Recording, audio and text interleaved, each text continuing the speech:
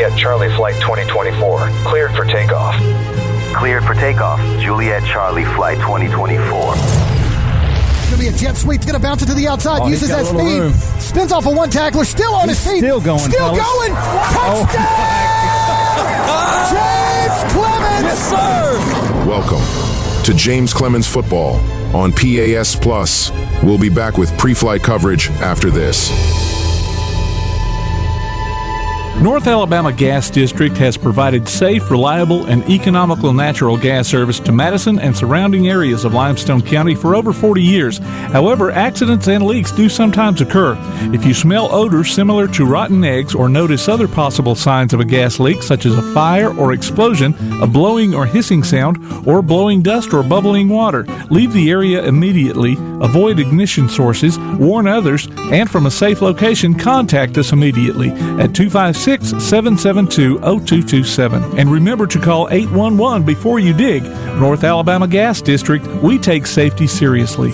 Bankston Motorhomes, with locations in Alabama and Tennessee, carries an extensive inventory of motorhomes, including Class A diesel, Class A, Class B, and Class C motorhomes, fifth wheels, travel trailers, toy haulers, and tent campers from manufacturers like Tiffin Motorhomes, Fleetwood, Forest River, and many more. Bankston Motorhomes also has an experienced service department to help you with any service work or parts or accessories you need. Bankston Motorhomes, Huntsville, Florence, Albertville, Ardmore, and Nashville, helping families like yours build memories for over 40 years. Call 1-800-624-2899 or visit them online at bankstonmotorhomes.com. One of the worst feelings you can have is that of being stranded.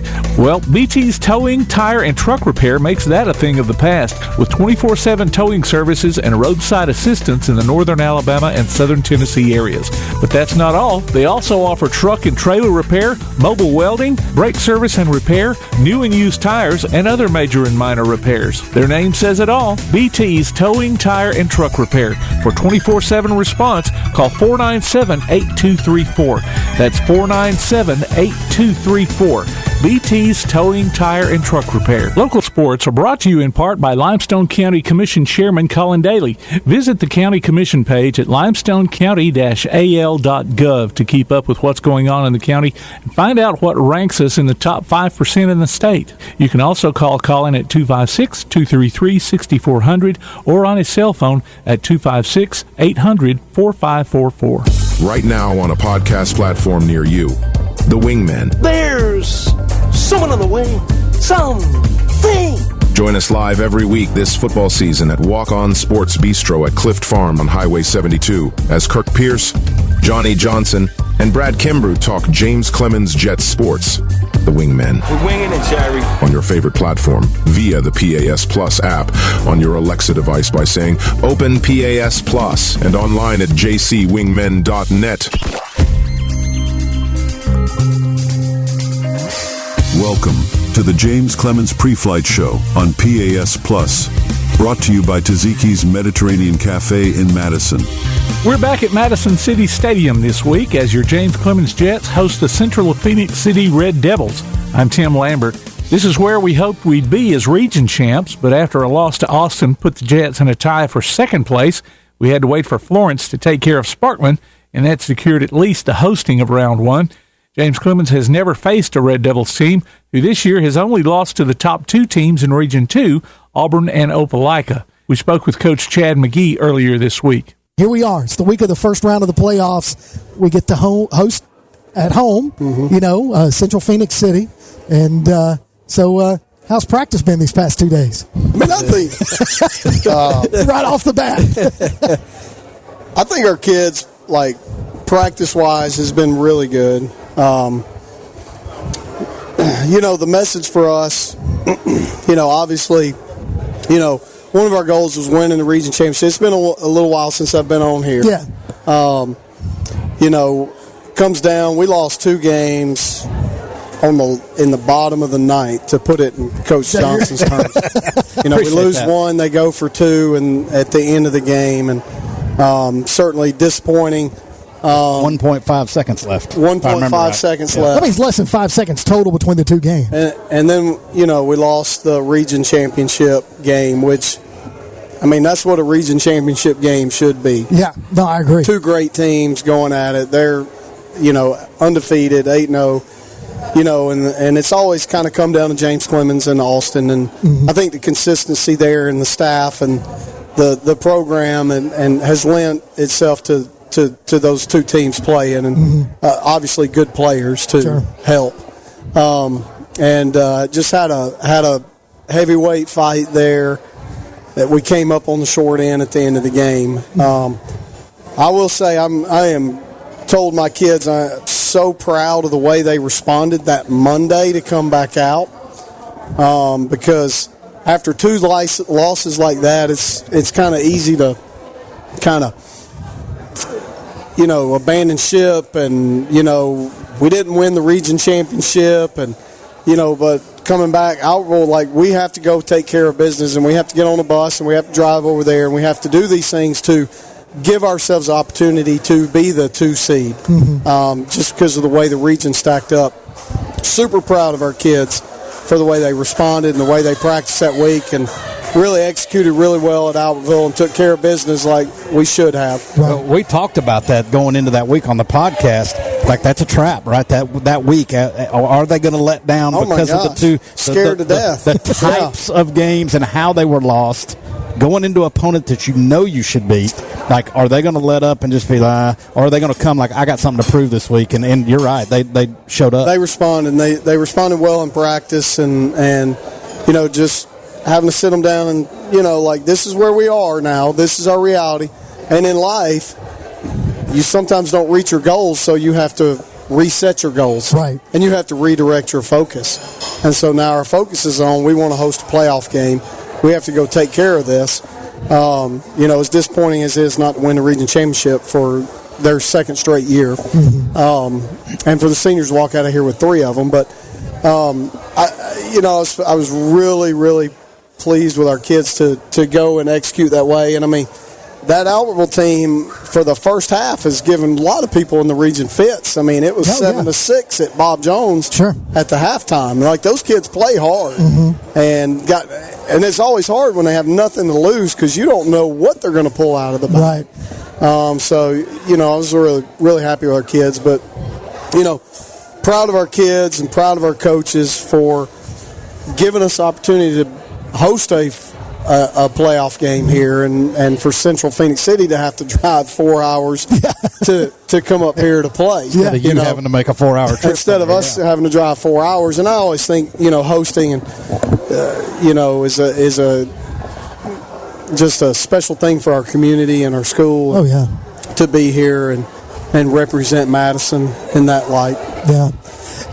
You can see that too with these seniors and just how they have played all year long. They've left it pretty much on the field each and every game. Like we just talked about with the Sparkman and with Austin, it was total of, was it even 5 seconds? Oh yeah, worth of 3 games. I think 14 points, or 2 games 14. 3 games 14 points. Yeah, it's tough. It is. To take Spain Park that just finished the season 10-0. Yeah. Who was a 7A, caliber program to, I still think if we get the onside kick there at half, we're fixing to win that game by 2 scores. Yeah. And we sat here and said, why do we schedule these non-region opponents? It's for this week, because we told our kids there's no kid on Central-Phenix City's offensive line that's less than 325. They're absolutely enormous, but we haven't seen anybody that's not that. Yeah. From Gardendale to Spain Austin. Park to Austin, like everybody's a lot is bigger than us, and they got 4 stars and we don't, and so this is why we do these things. And my message to the team this morning is, when we got done with practice, is we're a really good football team and have proven to be that. There's 4 or 5 plays that we need to get to go our way, and if they do, then we're going to be successful. We can play with anybody in the state. But if we don't show up, then it's going to be a tough night. Breaking it down from what you've seen on film, what are you guys looking at Friday night with this team? We're going to have to play really high level football. nobody's giving us a chance. There's no doubt about it. Sure. Kids know it. We know it. And that's what I think. That's where I would like to be. You know, opposed to 4 years ago when we were 10-0, and you know, weren't coming into that like we were supposed to win it. Sure. You know, we're going to have to find a way to move the chain, shorten the game, keep their offense off the field, and we're going to have to maximize the opportunities that we have when we have opportunities for big plays. And we're going to have to control their explosives, make them work for it. Obviously, there's not a lineman under 325 on their offensive line, and like I said, we're used to that. We've seen that quite 4 or 5 times this year, where O-lines have been impressive, and they got great skill players and 4 and 5 stars, and we're going to have to be a really great high school football team that night. Yeah, like guys that rally together, that want to win for the brotherhood and for each other, and you know, we can't turn the ball over. We've got to create at least 2 to 3 turnovers in that game. I like our plan. I think our plan is really good. I think we're going to have guys in position to make plays. They're going to have to go make the plays when the time comes. Yeah. And somebody's going to have to will themselves to win the game to do that. And, you know, we've played them when I was at Hoover several times. And so I'm, you know, anything is possible when you get to this point. absolutely. Yep. It's a brand new season. Absolutely. Everybody's 0-0. That's it. I love that. Well, Coach McGee, always a pleasure. Best of luck to you guys Friday night. We'll be pulling for you. Go Jets all the way. Go Jets. That was head coach Chad McGee sitting down with Kirk Pierce and Johnny Johnson back on Tuesday on the Wingmen podcast. We'll be back with more of the James Clemens Pre-Flight Show on PAS Plus.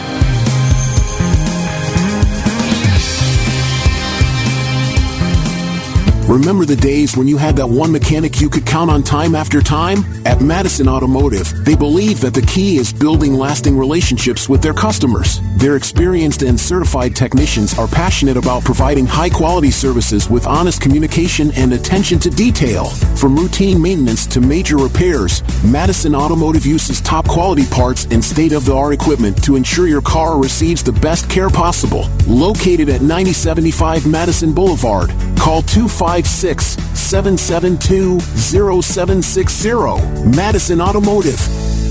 When Keith and Amy Richards went on a Greek vacation in 1997, their goal was to create savory foods from simple ingredients. Thus, Taziki's Mediterranean Cafe was born with their healthy spin on traditional Greek food in the form of salads, gyros, sandwiches, and soups. Taziki's Mediterranean Cafe, located at 105 Brookridge Drive, Suite A, just off Highway 72 in Madison. Open Monday through Sunday, 10:30 a.m. till 9 p.m. Call 724-6554 or visit them online at tazikiscafe.com. Taziki's Mediterranean Cafe. Originality is our nationality. James Clemens Pre-Flight coverage on PAS Plus is brought to you by Taziki's Mediterranean Cafe in Madison. Now, let's join the Taziki's touchdown team. Kirk Pierce, Johnny Johnson, and Brad Kimbrough. It's time for another edition of James Clemens Sports right here on PAS Plus, and it's playoff time in Alabama. And first-round action takes place right here at Madison City School Stadium for the 7A matchup between Central-Phenix City Red Devils and your James Clemens Jets. Good evening, everyone, and welcome to the Taziki's Pre-Flight Show on PAS Plus. I'm Kirk Pierce, be bringing you tonight's play-by-play action. Now, Central-Phenix City comes into the playoffs as the defending state champs and looking for a repeat under head coach Patrick Nix. Now, if that name sounds familiar, well, it should. He's found pretty much success wherever he coaches, whether it was at Pinson Valley or at Scottsboro. And the Red Devils finished this year at 7-2 and third in Region 2. Also, you might have heard about him because he played a little ball at Auburn. Little quarterback at Auburn. He also coached his son. That was pretty good. Pretty good at Auburn, and then on to Oregon. Bo Nix, his son. But and now Denver Broncos. And now a Denver Bronco. That's right. As I bring in one of my partners in the booth tonight, Coach Johnny Johnson. Well, Johnny, James Clemens finished 6-4 overall, 5-2 in Region 4 action. And Coach McGee told us the other night that this playoff game, this first round of the playoff game, is the reason why he schedules such a hard schedule in the out-of-region play. Yeah, and that's the thing. You get into 7A in the playoffs, and every team you see is going to be athletic. They're going to be big, and none more athletic and big than Central-Phenix City. No doubt. And, they've had a tradition of winning and winning big. And, so we know it's going to be a challenge. Chad talked about that this week about, having to play team football because you are going to be undersized. Mm-hmm. But teams can overcome that if they play together and everybody's playing assignment football and you buy into what we're doing and you got to have some things go your way tonight. You got to have maybe some trick plays up the sleeve of Coach Truitt or whatever. But it's going to be interesting to see how we respond to the size. Mm-hmm. A lot of times you get on the field in warm-ups and you can either accept that challenge or you get intimidated right away, right? Like looking on the other side of the field and seeing some of those guys. And we joked, Coach Kimbrough and I joked, watching some of those guys going through warm-ups and jumping, looking like 12 feet in the air doing one-handed high point drills. And they were doing it with ease. With ease. So really, really athletic. So it'll be fun to see with some of the guys. They got the commits. I think a Miami commit, an Alabama commit. Obviously, Coach Kimbrough, Coach Truitt, Coach McGee have done a lot of work this week getting prepared for this. And they better. Got to have a plan together, right? I'm sure they got a plan. There's about 8 trick plays on the call sheet. I promise. There's 8 trick plays on the call sheet. We're going to throw everything we got at them early, which is how, look, you mentioned it. You said everything. You're coming into this. You're outmatched. You better give it your best shot early on and hope you can stay in the game there in the fourth quarter. Throw it to the field, Coach. You got it. Yeah, throw it to the field. Oh, hey, sorry, I was worried about my lunch here. No, you're good. We got the superintendent on deck right here leading our band as our James Clemens Jets get ready to perform the national anthem. He's got a little experience. He does. Tennessee, wasn't he the drum major at Tennessee? He was the drum major at Tennessee, longtime band director. And well, look at him, man. He's standing tall right there on that scaffold. Well, we're going to send it to the field for James Clemens Marching Band as they bring us our national anthem. Our anthem will be performed by the James Clemens Marching Band under the direction of Keith Anderson and Assistant Director Brian Sims. Our special guest conductor, Superintendent of Madison City Schools, Dr. Ed Nichols.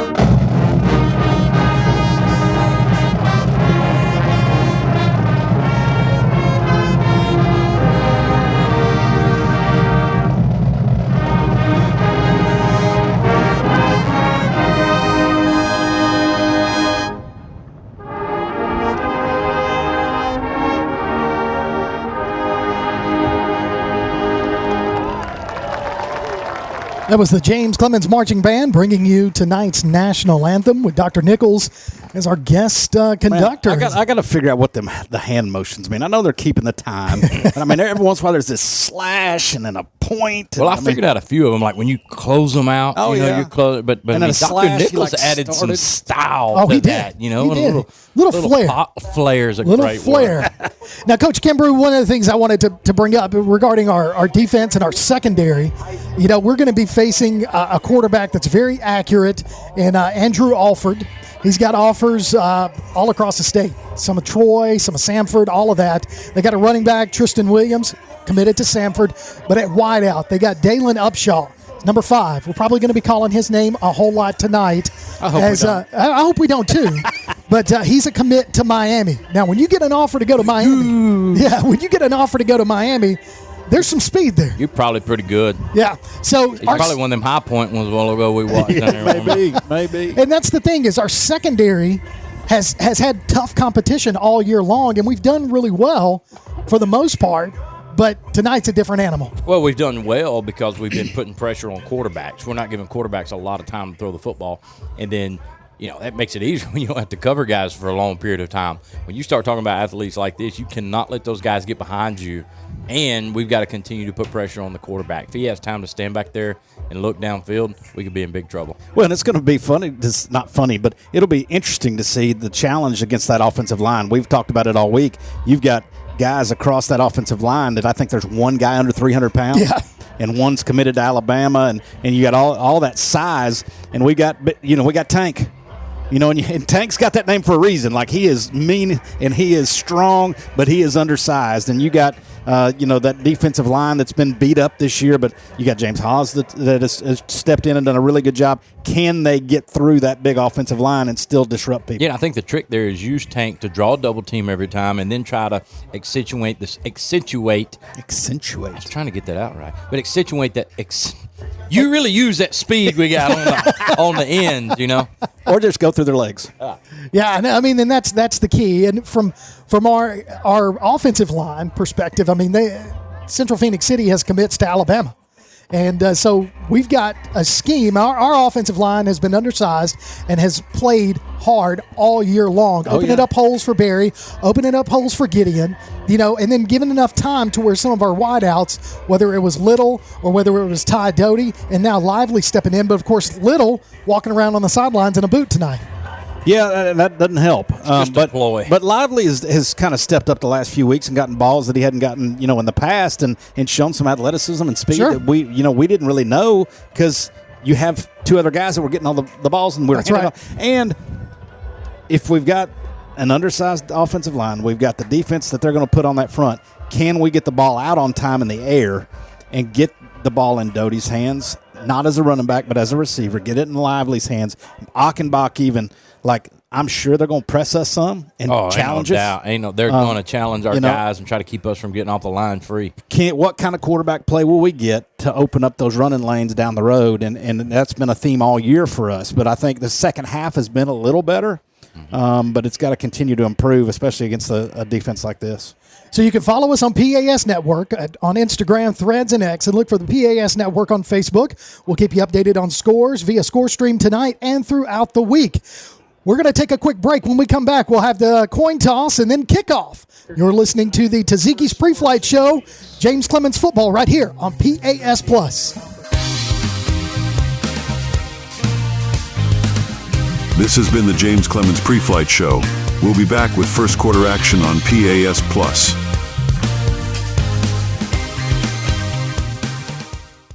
When Keith and Amy Richards went on a Greek vacation in 1997, their goal was to create savory foods from simple ingredients. Thus, Taziki's Mediterranean Cafe was born with their healthy spin on traditional Greek food in the form of salads, gyros, sandwiches, and soups. Taziki's Mediterranean Cafe, located at 105 Brookridge Drive, Suite A, just off Highway 72 in Madison. Open Monday through Sunday, 10:30 a.m. till 9 p.m. Call 724-6554 or visit them online at tazikiscafe.com. Taziki's Mediterranean Cafe. Originality is our nationality.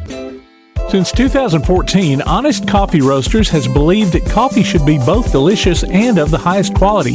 Full-service craft coffee shops locally owned in Madison and Huntsville, they source their coffee directly from farmers around the world, so they know the quality in each cup. And not only coffee, breakfast, lunch, acai bowls, and seasonal treats, too.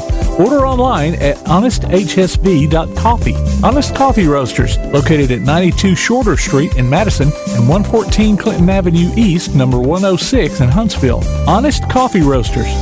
Whether you're an experienced golfer or a total beginner, Madison Golf Center has the largest, most up-to-date practice range in North Alabama, including a complete teaching center with the best and most experienced instructional staff available at your convenience. Madison Golf Center features the most complete driving range facility around, with a large grass tee area allowing for 100 hitting stations a day with a 14-day rotation. Open every day year-round and located at 401 Lime Quarry Road, between Wall Triana and Hughes Road. Madison Golf Center.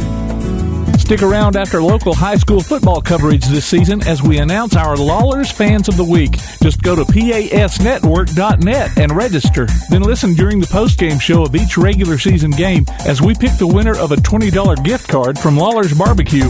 The next Fan of the Week could be you from Lawlers Barbecue and Play Action Sports. Welcome back to James Clemens Football right here on PAS Plus.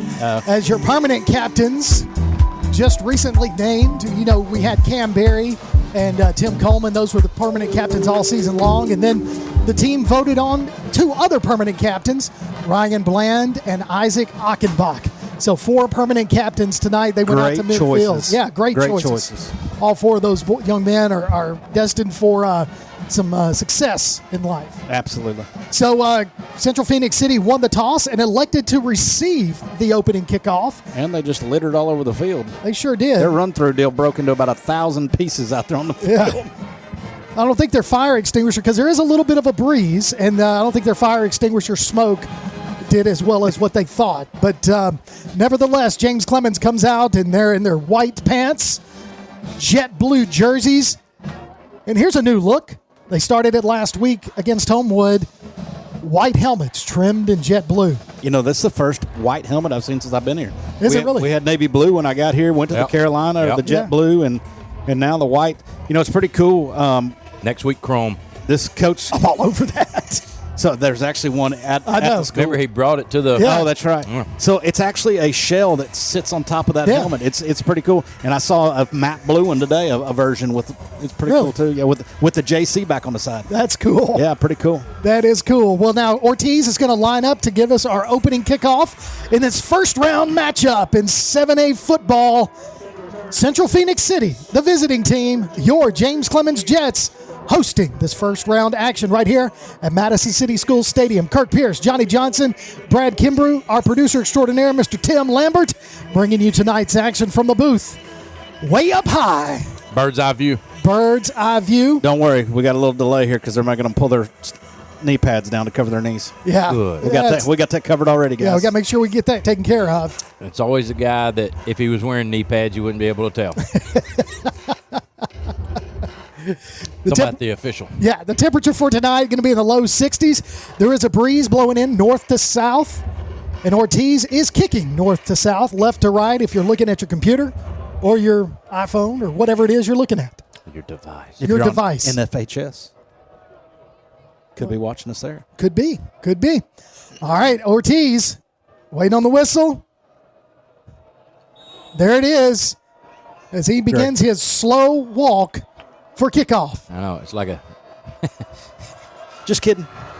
Little toe punch right over here to the 20-yard line where it's going to be fielded. It's going to be wrapped up and brought down short of the 30 down to about the 29-yard line, and that's where the Red Devils are going to start 1st and 10 from their own 29. Well, that's a great job of staying in lanes right there. Number 5 is that Will Richards right there. Yeah. He kind of started to go to the inside a little bit and then a little jump stop back to the right and kept him from getting around the outside. Yeah, really good coverage that time. So in the backfield, you're going to have Andrew Alford, the quarterback. He's the senior. He's been to the Manning Passing Academy. Oh, really? Yes, he has. He's big time. He looks big time. Behind him, Tristan Williams, the Samford commit. 2 splits to the top side, 2 to the downside. A little false start. False start right off the bat. So crowd noise got him. Little playoff jitters right off the bat. So we got a nice size over here on our side. We got a nice crowd with this first round action. Central-Phenix City, that's a 4-hour drive. So Well, you brought up you jokingly talked about the playoff jitters. I mean, that's the difference when you get to this level. This is a team that's been down that road before and had all those things worked out. They're pretty experienced in the playoffs. I don't know that they've been on the road in the first round very often. No, doubtful. So 2 splits to either side. Going to give the handoff to Williams. He's going to try to find himself some room, and he keeps those legs going as he picks up about 5 yards, almost to the original line of scrimmage, brings up 2nd down and about 10. And really a patient run right there because we had guys in the backfield early, but he did a great job of waiting, letting his blocks kind of clear, and then finding room to run. So they're going to go 2 splits to the near side, 1 to the far side. Far side is Dalen Upshaw, the Miami commit. Running back to the right of Alford. Going to get the handoff. That's Williams trying to find his lane. It's going to be brought down by Hollins, short of the 35, down to, they're going to give him to the 35. So he picks up 6 yards on the play, brings up 3rd and about 4. Great job shedding a tackle right there. They had him kind of locked up there at the offensive line, and he just shed that guy and made a great play because if he doesn't make that play, he's going to get a big gain. No, that's what I was going to say. They turned all the other defenders away from the play and did a really good job. If it's not for Hollins, that play is going to be big. So again, 2 splits to either side, 1 running back in the backfield to the right of Alford. That is Williams. Snap. Alford dropping back to pass, looking to throw. Got pressure. He's going to be brought down for a sack. 4th down. James Clemens. Looks like Rashad Freeman. Yeah, gets in there. So brings up the 4th down. So Central-Phenix City got a punt. Well, couldn't have started any better that way. That's really helpful. I mean, look how big the offsides was now on the first down, to put them back in there. So great job. We talked about it pregame, too. Are we going to be able to get pressure on the quarterback? We did that so time. So far, so good. Yeah. So we're lining up to receive the punt. Back deep to receive is going to be Ty Doty, standing just at his 30-yard line. I'm so glad I saw the up back do that. I used to make my Count. guys do that. Yeah. Nobody does that 11. anymore.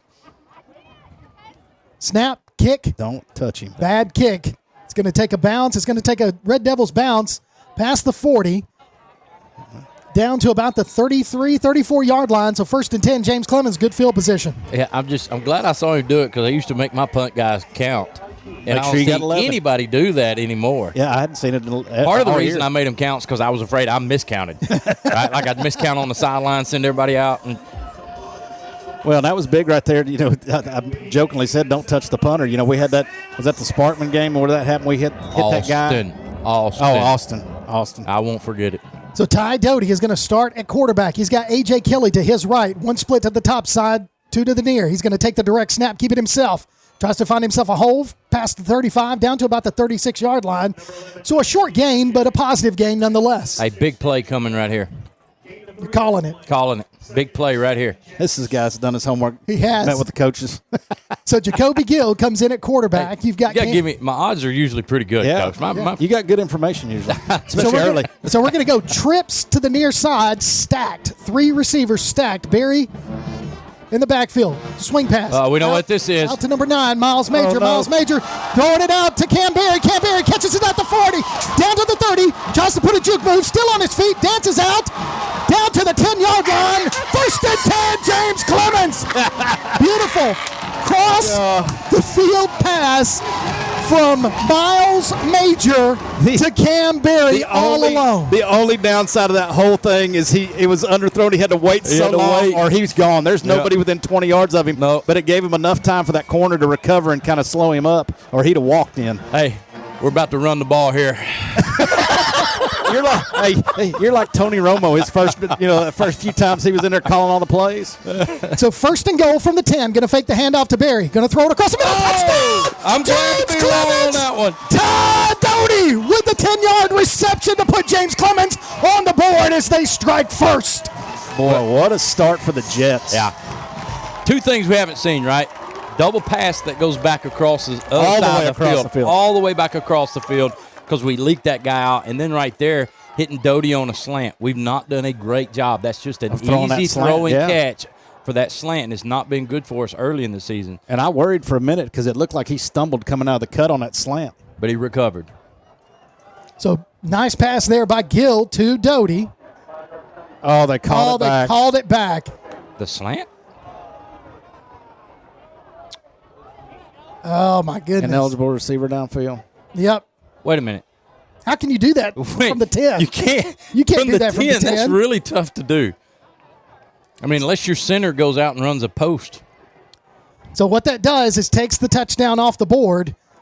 Be 1st and goal from the 15. So Barry's going to be in the backfield to the left of Gill. It's also tough to get down the field on a slant. So now Kelly goes into the fullback slot, going to hand it off to Barry. Barry's going to make a cut and going to be wrapped up back to the line of scrimmage. And the ball came out. Yeah, ball came out. They were definitely taught to strip that ball. Because the way that ball came flying out, it was a strip on Cam Barry, but it does go out of bounds, brings up 2nd down, and loss of 2 on the play, so 2nd and 17. Go back to the touchdown play that comes off the board. That's really, as an offensive lineman, that would be really tough to do to get downfield on a slant. A quick slant, not yes. Yeah. It's not a deep post to the middle of the field. It's a quick slant. Got him. Got him to jump. So that's going to be an offside. So we do our little shift that we do on the offensive line and got them to jump. And so it is an offside. So that's going to put us closer to where we need to be, which is the end zone.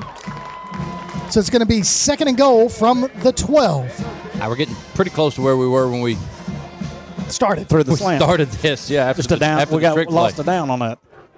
So Gill in the shotgun, low snap, getting rid of it. Throws it out. gosh. Oh, man, and it was tipped and almost intercepted. Wow. Man, they got back there quickly. Yes, they did. Boy, the snap was low, so he didn't have time really to see that guy was coming through. He just stood up and chunked it. Yeah, he stood up immediately looking for 11. We talked about athletes. That guy about made a really athletic play. About 4 of them that time came across the line. So it brings up 3rd and goal from the 12. We did have a touchdown taken off the board. It'd be interesting to go back and see that play. I'd like to see that. I mean, I hate to dwell on it, but. So now we've got Doty and Lively split to the near. Snap. Gill looking to pass. Pump fake. Throws it over. Just way out. They're going to get him on a hold. They got him. Yes, they're going to get number 5 for the Red Devils. That looks like it's Westbury on a hold on Doty as Gill, really good job of delaying and waiting his time. I thought he did a great job of stepping up in the pocket, avoiding the pressure that was all around him. I really wished he'd have tucked that thing and ran. Well, it almost looked like he was reading to see what that defensive back did. If he was hoping he'd come at him and then throw it over the top. And there's a lot of space behind Doty, and they're both communicating. He was trying to dump it over to him.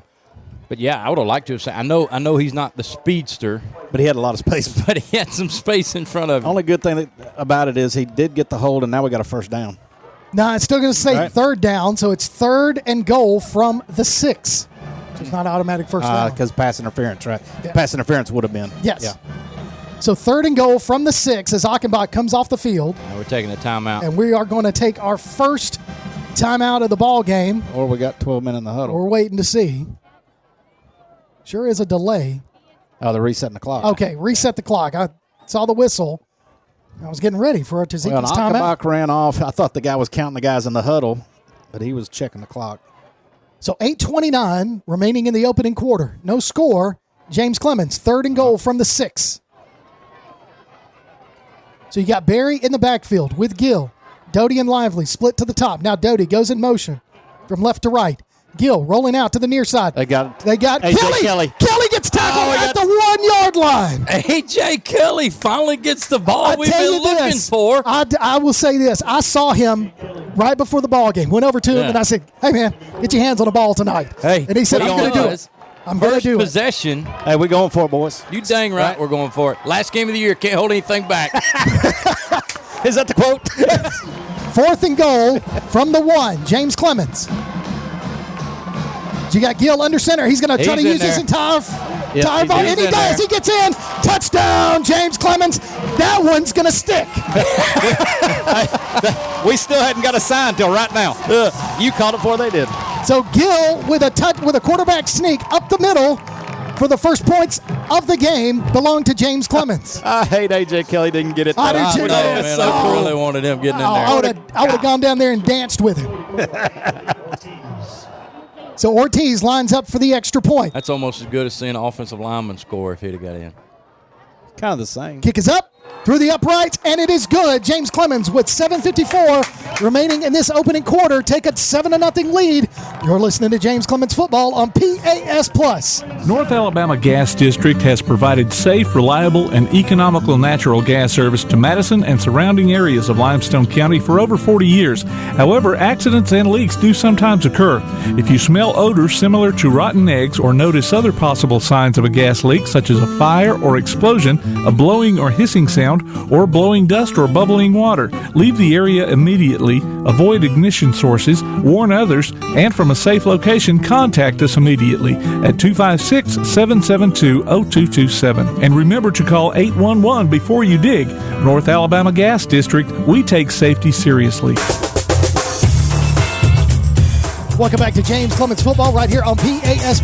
As Jacoby Gill, after a huge double pass from Miles Major to Cam Berry to get us in scoring position, and then after several things happen, Jacoby Gill sneaks it in from 1 yard out. As 7-0 your score, 7:54 remaining in this opening quarter. I'm good. Make sure you stick around for the halftime, as we'll have the North Alabama Gas District halftime show. Tonight we'll get some scores for you and all of that.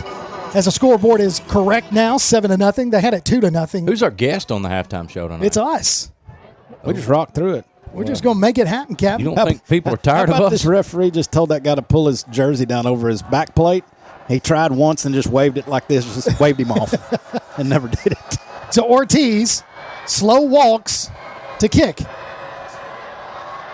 Boot to leather. We're offsides. And we were offsides. See, okay, I was going to bring that up. I know we've talked about it before, but when you have that odd approach, I don't know how our guys ever get that timing down. That time, it's the farthest man on the line nearly who has no way to get to this ball. But well, and the thing is, typically he does that slow one, but then he kind of picks up pace to kick it deep. Yep. He's kicking that little toe punch sky kick. Yep. And he slows down even more to do that than he normally does. Yeah, that's tough. So they're going to move it back to the 35-yard line after the offsides by James Clemens. Now, hopefully, we're going to try for the end zone. But let's be honest. Yeah, you see where he's at. Ortiz is calling it. Yeah, he's wanting to go deep. He's telling everybody where we're going. So we got to get him down and get this stop. They got 2 back deep to receive. I don't know we're going deep. I'm just saying he's signaling something different. I like it. Is it onside kick? No, I'm just kidding. I doubt it. So here comes Ortiz. Slow walks. Boot to leather, and it is a kick high. It is a kick. Going into Good the end for zone. him. Touchback. Good job, Ortiz. As he's pumped, look at him. Hey, and that thing was spiraling diagonally. Yeah. There's something wrong with that. Well, he was kicking with the wind. I was going to say he had the wind in his favor. So smart move there. So it'll be 1st and 10. Central-Phenix City from their own 20-yard line. See if we can get another 3 and out. I like the way you think. I do too. Prognosticator. My English ain't working good. Words hard, Brad. Here we go. 1st and 10 for the Red Devils. They're going to go 2 splits to the near, 2 running backs in the backfield. Now they're going to do their shift. Trying to get us to jump. We did not. It was sketchy. It was a little sketchy.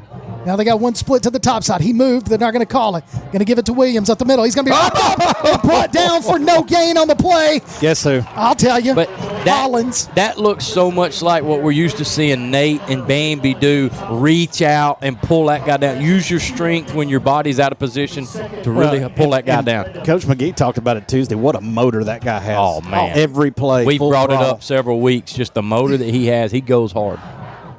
So second, and I gave him a yard on the play. So 2nd and 9. Trips to the near side, 1 to the far side. And now we've got play stop on the field. And they're going to tell number 8 that he's got to come off the field. Oh, gosh. Knee pads. Thank God the AHSAA is policing the right things. Knee pads, eye black, towels in front, back and plates. Who lives in whose district. Trips to the near side. And Trips to the near side, 1 to the far side. they're policing the real important stuff. Alfred, your quarterback, is going to fake the handoff.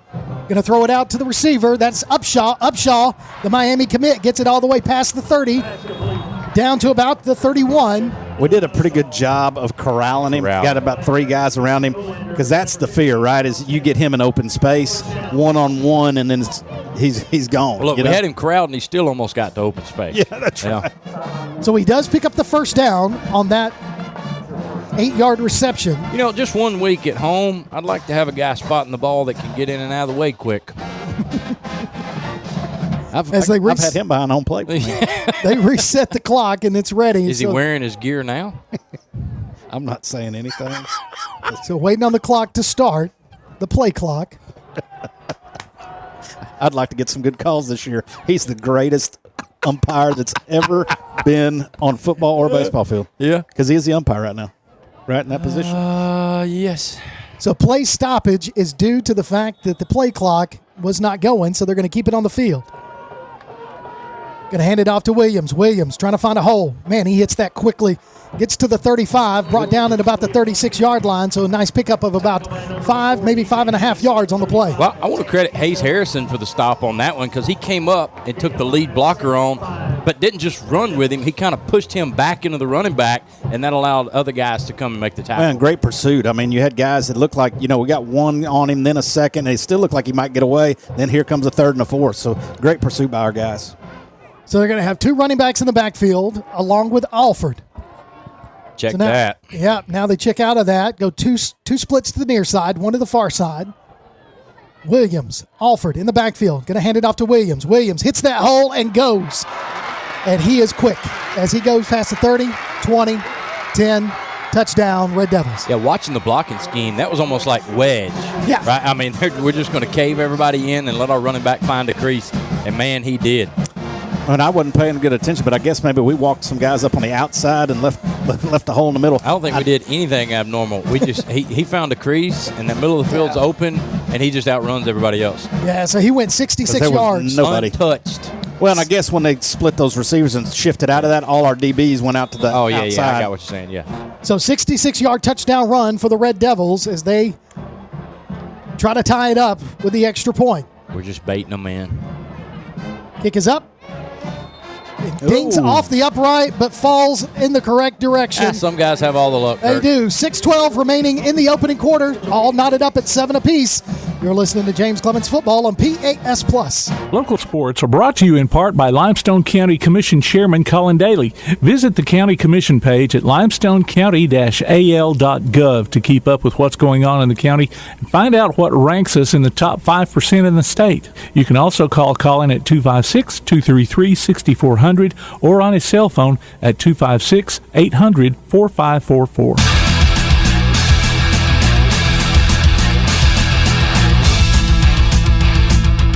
Welcome back to James Clemens Football on PAS Plus as we're knotted up at 7 apiece at 6:12 remaining in the first quarter as Tristan Williams took it 64 yards, for a touchdown. I mean, he was basically untouched going through that line. Yeah, he looked like a track star.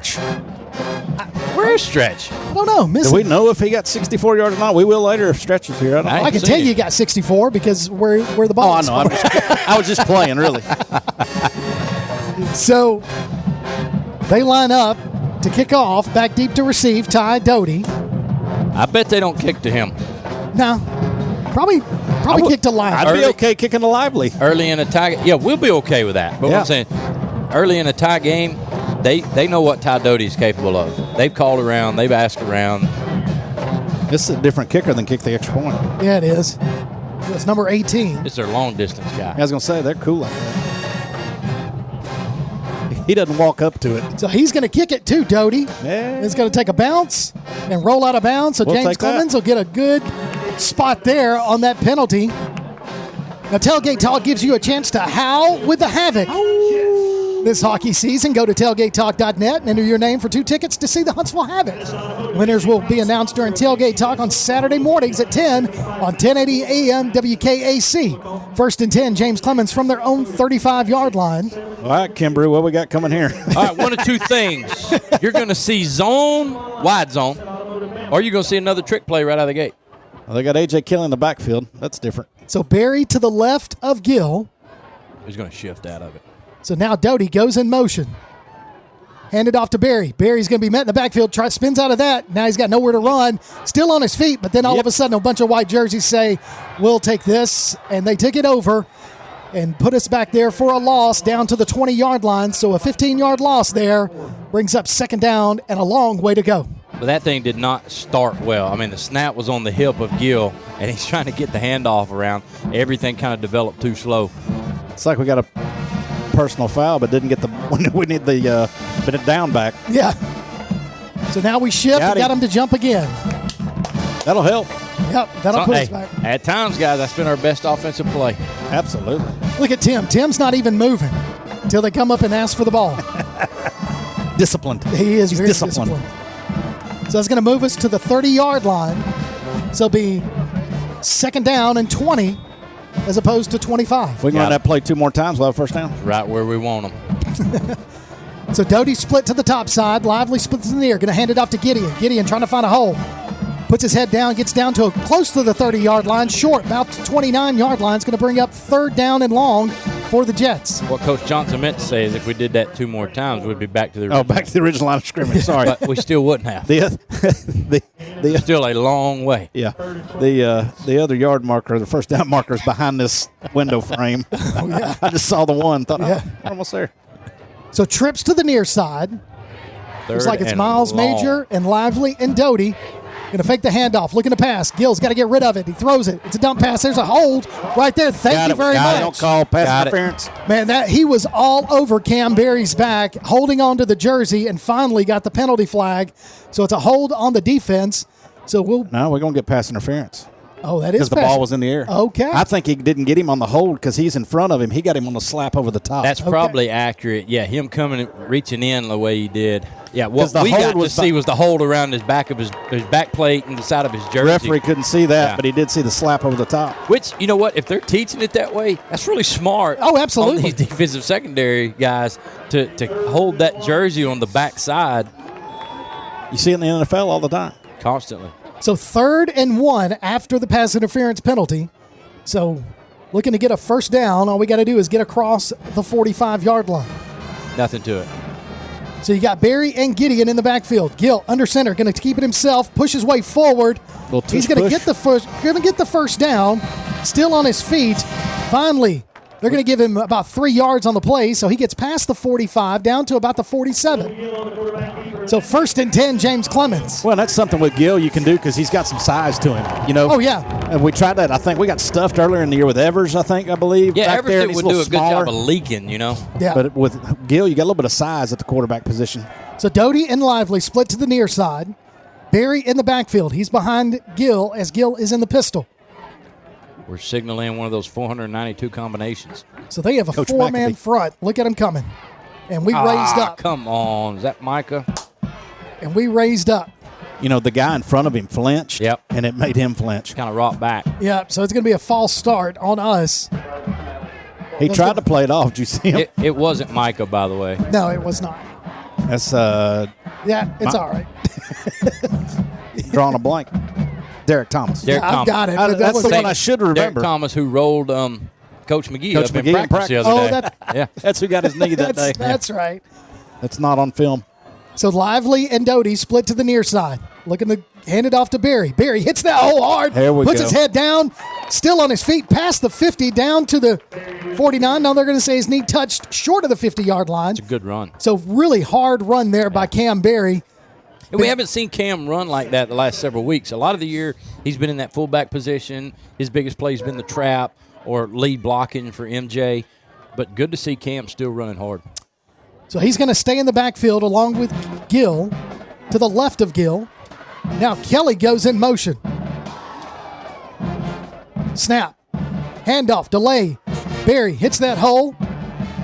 Timing was weird on Yeah, that was weird. I don't Kelly know. looked like he was shuffling for a year. You know, the snap came late. Just something was off. So they gave him about a yard on the play, so it brings up 3rd and a long 7. Yeah, this is not good for us. We don't want to put ourselves in situations where Central knows that we're throwing the football. So split to the near side is going to be Miles Major. Also in the slot, Ty Doty. We're going to put Lively in the backfield. Now he's going to go split to the top side. Barry to the left of Gill. 3rd and 7. Gill looking to throw. Got to get rid of it. Got some pressure. Throws it out of bounds. There was a mix-up there bad. Yeah, he had his eyes at the top of the field the whole way. Never looked this side. And I think as soon as he felt the pressure and his receiver wasn't open, he decided to get rid of it. Well, and it looked like Lively was supposed to run a hitch, and then the wheel route was supposed to go by him down the sideline, and Barry never got past any of that. And really looked like Lively, before he shut down into that hitch, had the guy beat trying to go deep. So that brings up 4th down and 7. Ball is at the Central-Phenix 49-yard line. Set to return. Ortiz standing at his own 35. Snap. Punt. Nice. High, deep Good punt. Get down there and cover. It's going to stick and roll into the end zone. Well, he just kind of slowed up. He did. Yeah, he did. So as that rolls into the end zone for a touchback. We've traded punts, and we've traded touchdowns.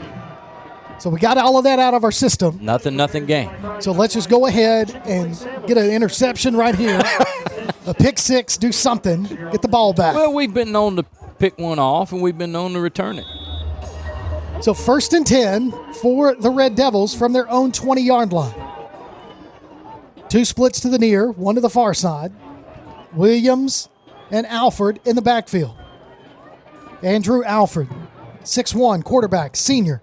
Fakes the handoff, throws it across the middle, over the fingertips of his intended receiver. Upshaw falls incomplete. Thank goodness. Yeah. Yes, absolutely. If he hits him in front, not over the top of him, he's running for a while. So Dowdell had him in coverage, but he might have had a step on him. Well, pre-snap, I'm looking up there, and Dowdell's giving him quite a bit of a cushion And I get it. You don't want to get beat right off the line. Right. But, man, I don't know if we can give these guys too much of a cushion.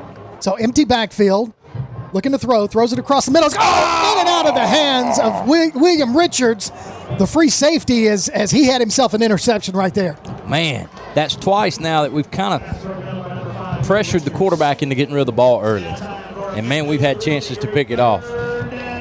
So it brings up 3rd and 10 from the 20-yard line for Central-Phenix City. As they got 2 splits to the far side, 2 to the near side. You can come up here. So Williams to the left of Alford. Snap, looking to throw. Throws it over towards the sidelines. Great play coverage. right there by Dowdell to knock it in and out of the hands of the intended receiver, number 4, Eccles. So that brings up 4th down for the Red Devils. Well, the timing on that was perfect. He got there right at the right time, was able to swipe and got a hand in there. Got a hand in there and swiped at it and gets us to the punt. That was great. So Doty back deep to receive the punt, standing at his 45-yard line. We may get a chance to return one here. We'll see what he does. I like the way you think. If we could just, honestly, if he can just stay on the positive side of the 50, we're in great shape. We're coming after it hard. Almost. I think we got it. We got it. Shank-eponymous, baby. Goes out of bounds at the 25-yard line. So Shank-alicious, if you will. I think we got a hand on it, but even if we didn't there, Shank boy, we forced a shank anyway. Forced a bad punt. Zach Shank? Zach Shank? I got a shank on my team. You do got a shank. I like it. He's not a punter, though. Well, yeah. So Gill comes in at quarterback. Barry is going to be your running back. Well, I didn't think the ball went that far. So they did it not go out at the 30? They had it marked at the 25. I was thinking around the 35. But now they've got it marked at the 36-yard line. So 1st and 10 as Kelly goes in motion. Snap. Fake the handoff to Barry. Looking to pass. Gill. Oh, he had him. He's late. He's late on the throw. Oh! Just right out of the reach of Kelly. Kelly again, but I'm going to tell you what, and I know it's probably designed to go to Kelly because that's going to be the surprise tonight, right? Yes.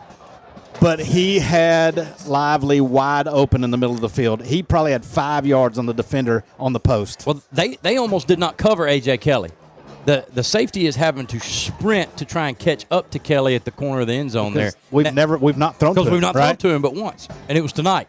Well, and what is that going to do long term for the game? Now they're going to have to respect him. They've got to. Now they spread those defensive backs back and maybe get some of these other guys open. Like Lively was wide open or in the middle of the else, field. give us some underneath routes. Yeah. So Gill puts Doty in motion. Going to fake the handoff to Barry. Looking to pass. It's going to be a little, I'm telling you, Lively's beat his guy. Look at that again, right down here. Yeah. Now that was set up to be a screen. Unfortunately, when he rolled out from behind his blockers, he rolled right into the arms of a defensive end. So no gain on that play, so it still brings up 3rd and 10 for James Clemens. I'll tell you the other thing about all the Kelly work we're getting tonight, he's probably going to need oxygen.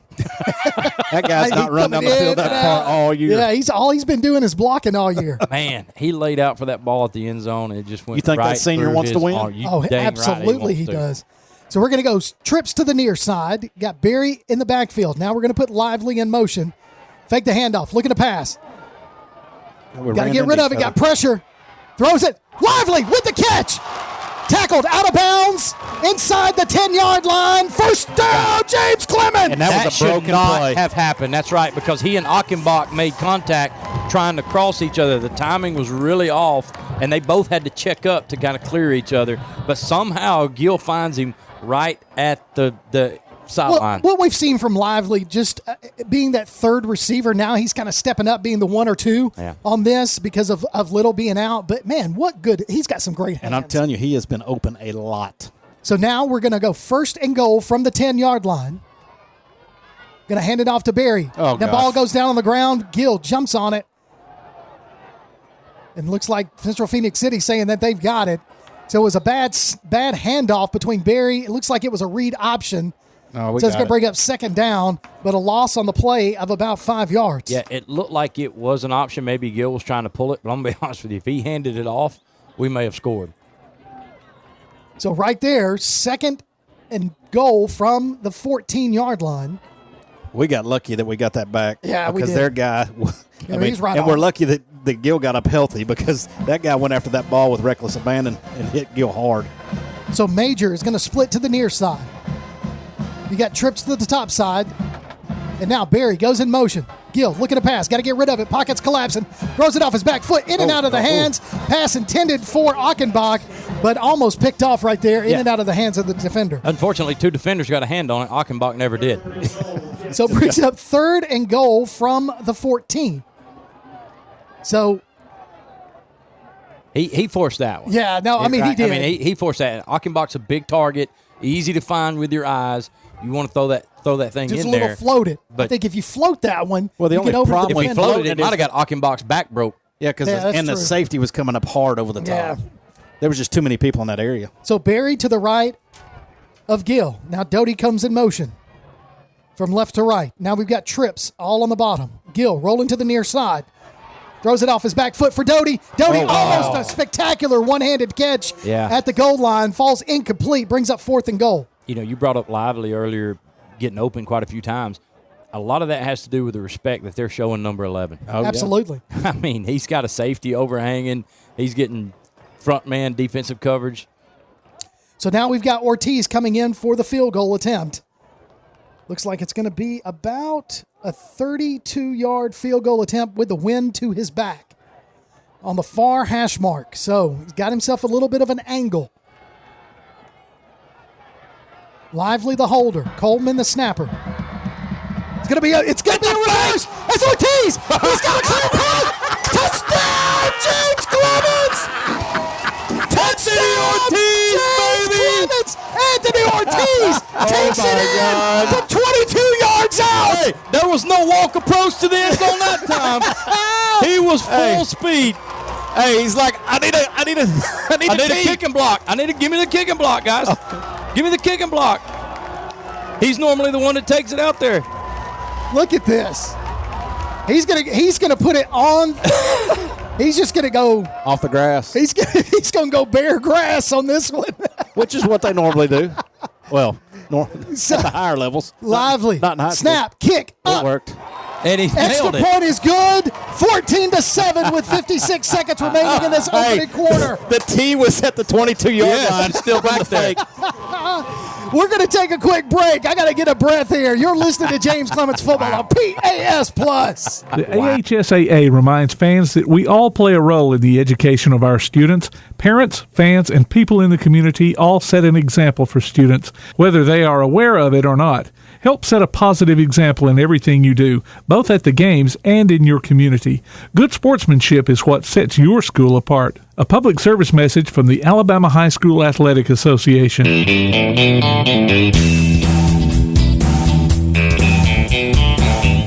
Welcome back to James Clemens Football on PAS Plus. The booth here is ecstatic as James Clemens takes a 14-7 lead with 56 seconds remaining in this opening quarter on a Anthony Ortiz 22-yard run. We joke about how he approaches the ball. It kind of just jogs up and that's his soccer coming out in him. I mean, he can run. Oh, absolutely. Well, he was running for his life that time, you know. So Ortiz comes to kick off. Line drive kick. It's going to be fielded at the 10-yard line by Upshaw. Upshaw with some speed finds himself a crease, got himself a lane, makes a couple people miss. Only person he's got to beat's Ortiz. Ortiz gets on his horse, can't catch him. It's going to be returned for the touchdown as 90-yard kickoff return. Well, here's the deal about the whole Ortiz. He kicks he runs on the fake touchdown, scrambling around to find his tee, kicks the extra point. He is jacked through the roof, right? Adrenaline's rushing. He lines up to kick the ball, and he kicks a line drive instead of calming back down. All right, what do I got to do? Let's get the ball in the end zone. Or he hit that line drive, just didn't hit it well because the adrenaline's up. But kudos to that guy because the ball was over his head. And he just jumps up. He just goes up and takes it. Oh, it's a heck of a catch. That's why he's going to Miami. Be good if he just missed this extra point. It'd be awesome. We found the upright earlier. Yeah, barely got it in there that time. So with 40 seconds remaining in the opening quarter, we'll keep it here, all knotted up at 14 apiece. Guys, 28 points scored in this opening quarter. Wow. And here's the big difference so far. Gil's finding receivers. Yeah. Yeah. Like, don't jinx him.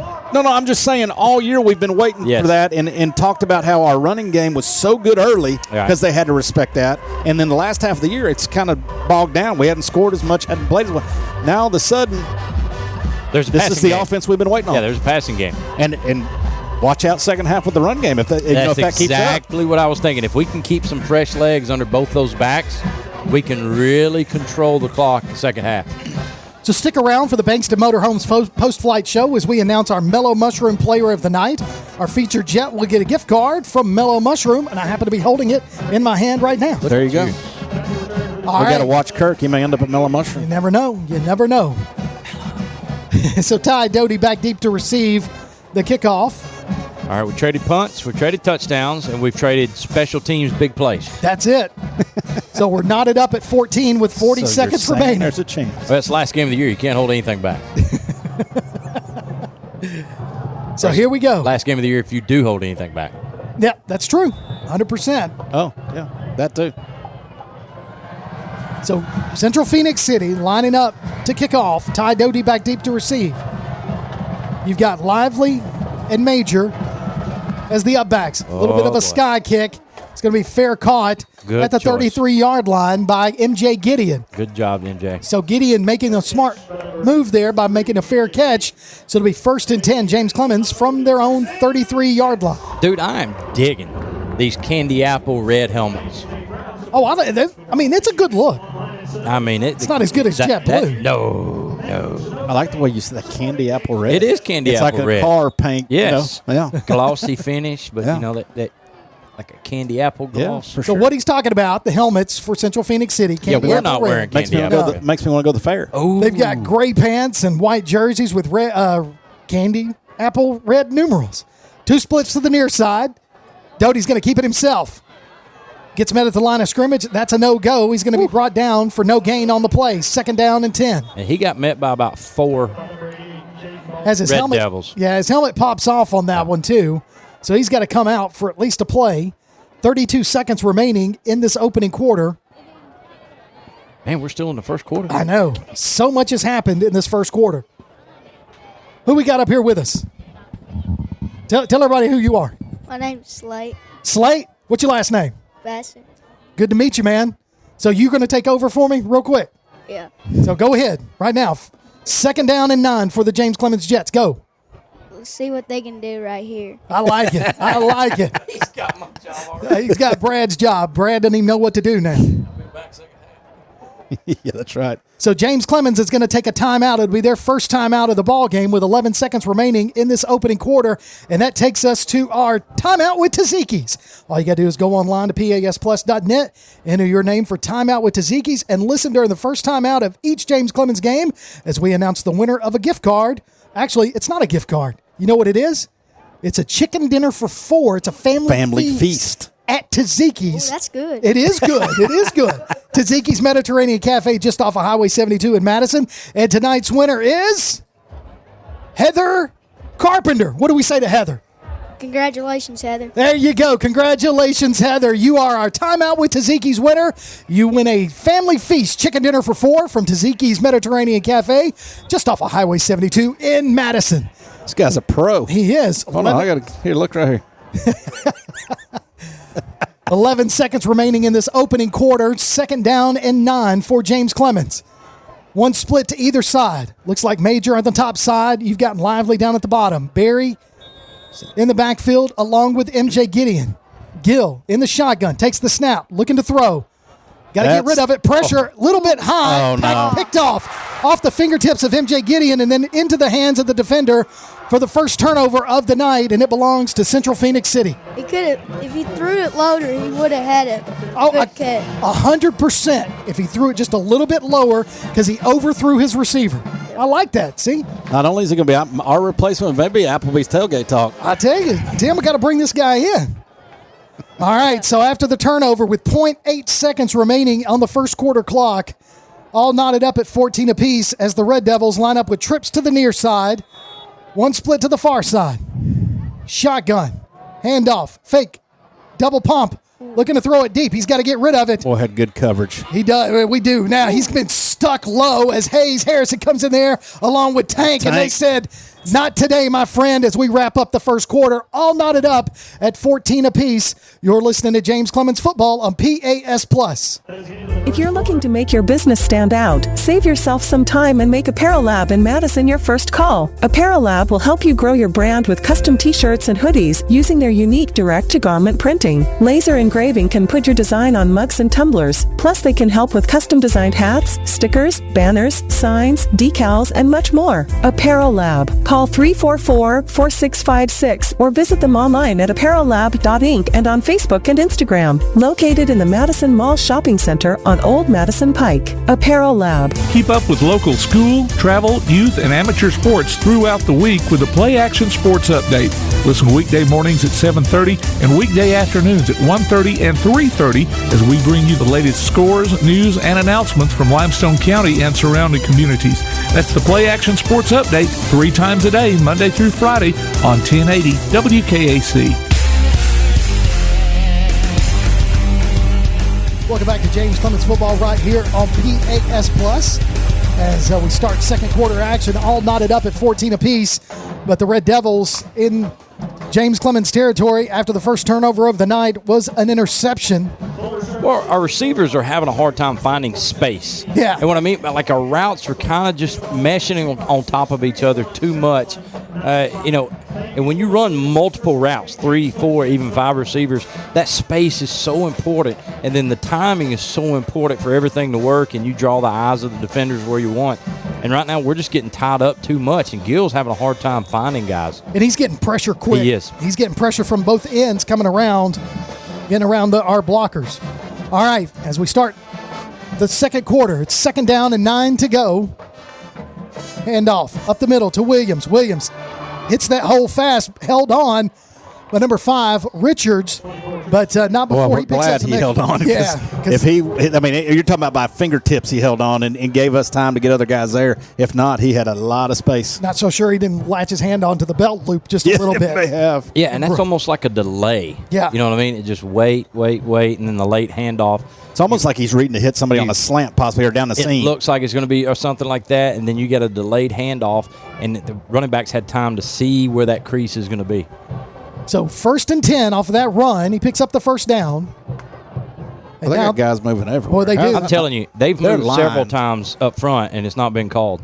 So we do a line shift, and now we're trying to do a stunt. Get him out of the backfield. There he is. Pass, caught, touchdown. Well, he split both our guys. So Dalen Upshaw, the receiver, the Miami commit for Central-Phenix City, scores the touchdown on the pass play from Andrew Alford as the Red Devils take their first lead of the night. It was just easy pitch and catch for him. Well, we got 2 guys over the top of him at all times, bracketed him there, but the guy that was underneath got turned around the wrong way, and he came inside of him.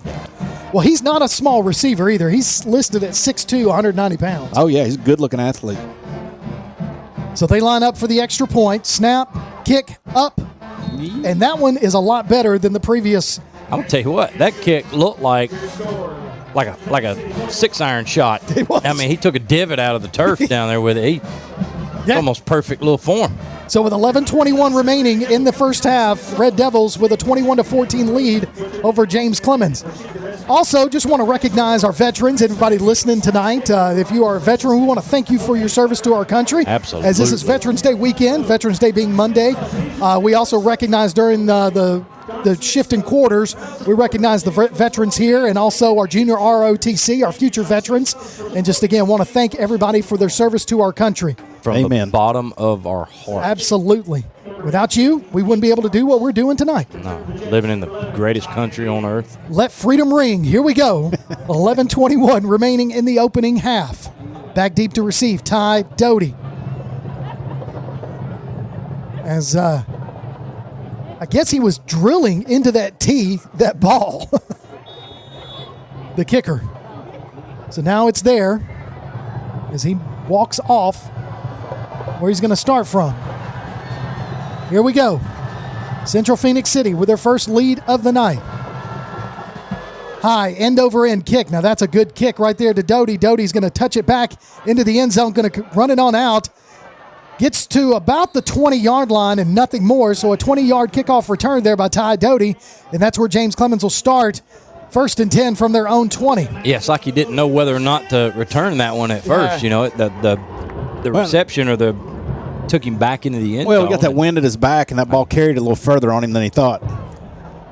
So 1st and 10, James Clemens from their own 20. You can go to tailgatetalk.net and enter your nominations for the Applebee's Athlete of the Week and vote on the weekly poll. We'll announce the winner on Saturdays between 10 and noon on Applebee's Tailgate Talk on WKAC. The winner gets a gift card from Athens Applebee's and a Tailgate Talk t-shirt from that shirt printing place. False start guys. there by James Clemens. You know, we've had this. It's been like an epidemic for us. Anytime we try to do some kind of new wrinkle or something to throw at them that they haven't seen, we tend to false start. We tend to. It's like we get excited. We get excited. We don't have enough discipline to sit in there. That time we come out in a new formation for them. We're trying to get numbers on the outside, and we're going to quick pitch, and we end up messing it up. So after the false start, it moves us back 5 yards down to the 15-yard line. Man, that's so disheartening for a coach, too. It's like us putting in some kind of trick first and third play or something. And we do it 100 times in practice. It looks great. Or you got some exotic pick, and then all of a sudden we balk on it or something. So empty backfield. Now Gideon and Barry go back into the backfield to either side of Gill. Going to hand it off to Gideon. Gideon trying to find room on the outside. Gets to the corner, but only gets about a yard, so it'll be 2nd down and 14 as he didn't have a whole lot of room, guys. Well, no, and we're running into the boundary. Just nowhere for him to go. So it brings up 2nd down, 14. Well, I know we've thrown the ball pretty well tonight, but you don't want to be in these situations. No, not at all. So we're going to go trips to the near side, and that's going to be Miles Major, Lively, and Doty. Barry's going to stay in the backfield to the left of Gill. Yeah. They're going man coverage. Look for him to leak out, though. Yeah, they're going man coverage all the way. Going to do the read option, hand it off to Barry on the far side. He gets past the original line of scrimmage and maybe an extra yard. So it'll be about 3rd and 9 for the James Clemens Jets as they get down to the 21-yard line. Whew. So that's a hard run to pick up those 5 yards. It really was, and in a tough situation there, too. So now Miles Major is going to be split to the near side. Now the Red Devils going to drop off into zone coverage on this 3rd and long. Now we're going to go trips to the near side as Lively and Doty come join Majors close to us. Rolling out to the near side. Gill got to get rid of it. He's going to be brought down. Balls on the ground, picked up by the defensive lineman, and finally brought down at the 2-yard line. The 2nd turnover of the night, and now they're 1st and goal. Yeah, that just went poorly. They had him rolling this way, and he rolled right into the pressure that Central-Phenix City was bringing. And then the guy from behind ends up stripping the ball as Gill stops up short of the initial pressure. Just well, not this is how things get out of control if we're not careful. You got the interception now, this situation here. You know, if we're not careful, this is where good teams start to pull away, and it can get ugly. Absolutely. I mean, we saw it with Austin in the first half, right? And it took a strong effort on our part, second half of Austin game, to get back in it. Austin, by the way, who's losing right now 22-0. Snap, handoff, Williams up the middle. He's going to be wrapped up and brought down short of the goal line. So it'll be 2nd down and goal from the 2. Look at Tank Ezel. Tank Ezel flattened an offensive lineman and then reached down after the play and helped the guy up. That's got to be tough on your feelings.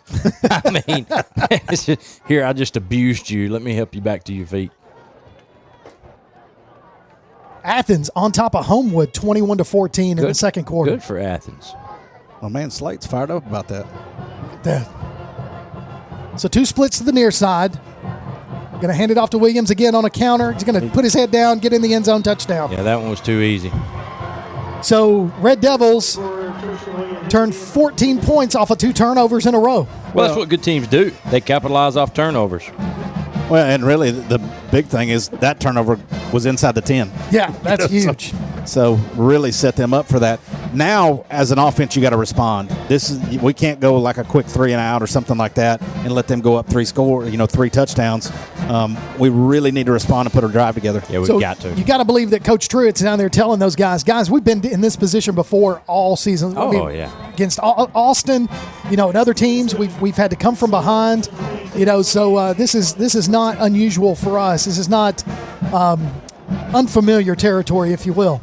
So with 9:10 remaining in the opening half, Red Devils 28, Jets 14, as they've been able to score 14 points off of 2 turnovers in a row there by James Clemens, as we threw an interception and a fumble and back-to-back possessions. Well, Coach Johnson nailed it. I mean, this is where really good teams will capitalize and get things out of hand in a hurry. What we've got to do is get rid of those little dumb penalties that have plagued us, right, and kind of calm things down in the passing game. Early on, we're moving the ball effectively or when we know most need to, because we do have the threat of throwing the football. If he's getting excited back there in the pocket, then we're not moving the football. Right. Just got to keep control, not get into the happy feet dance, and just set your feet. And we've not even turned our big weapons loose, guys. We've not put MJ Gideon in space. We've not put Ty Doty in space. We've not turned our big weapons loose yet.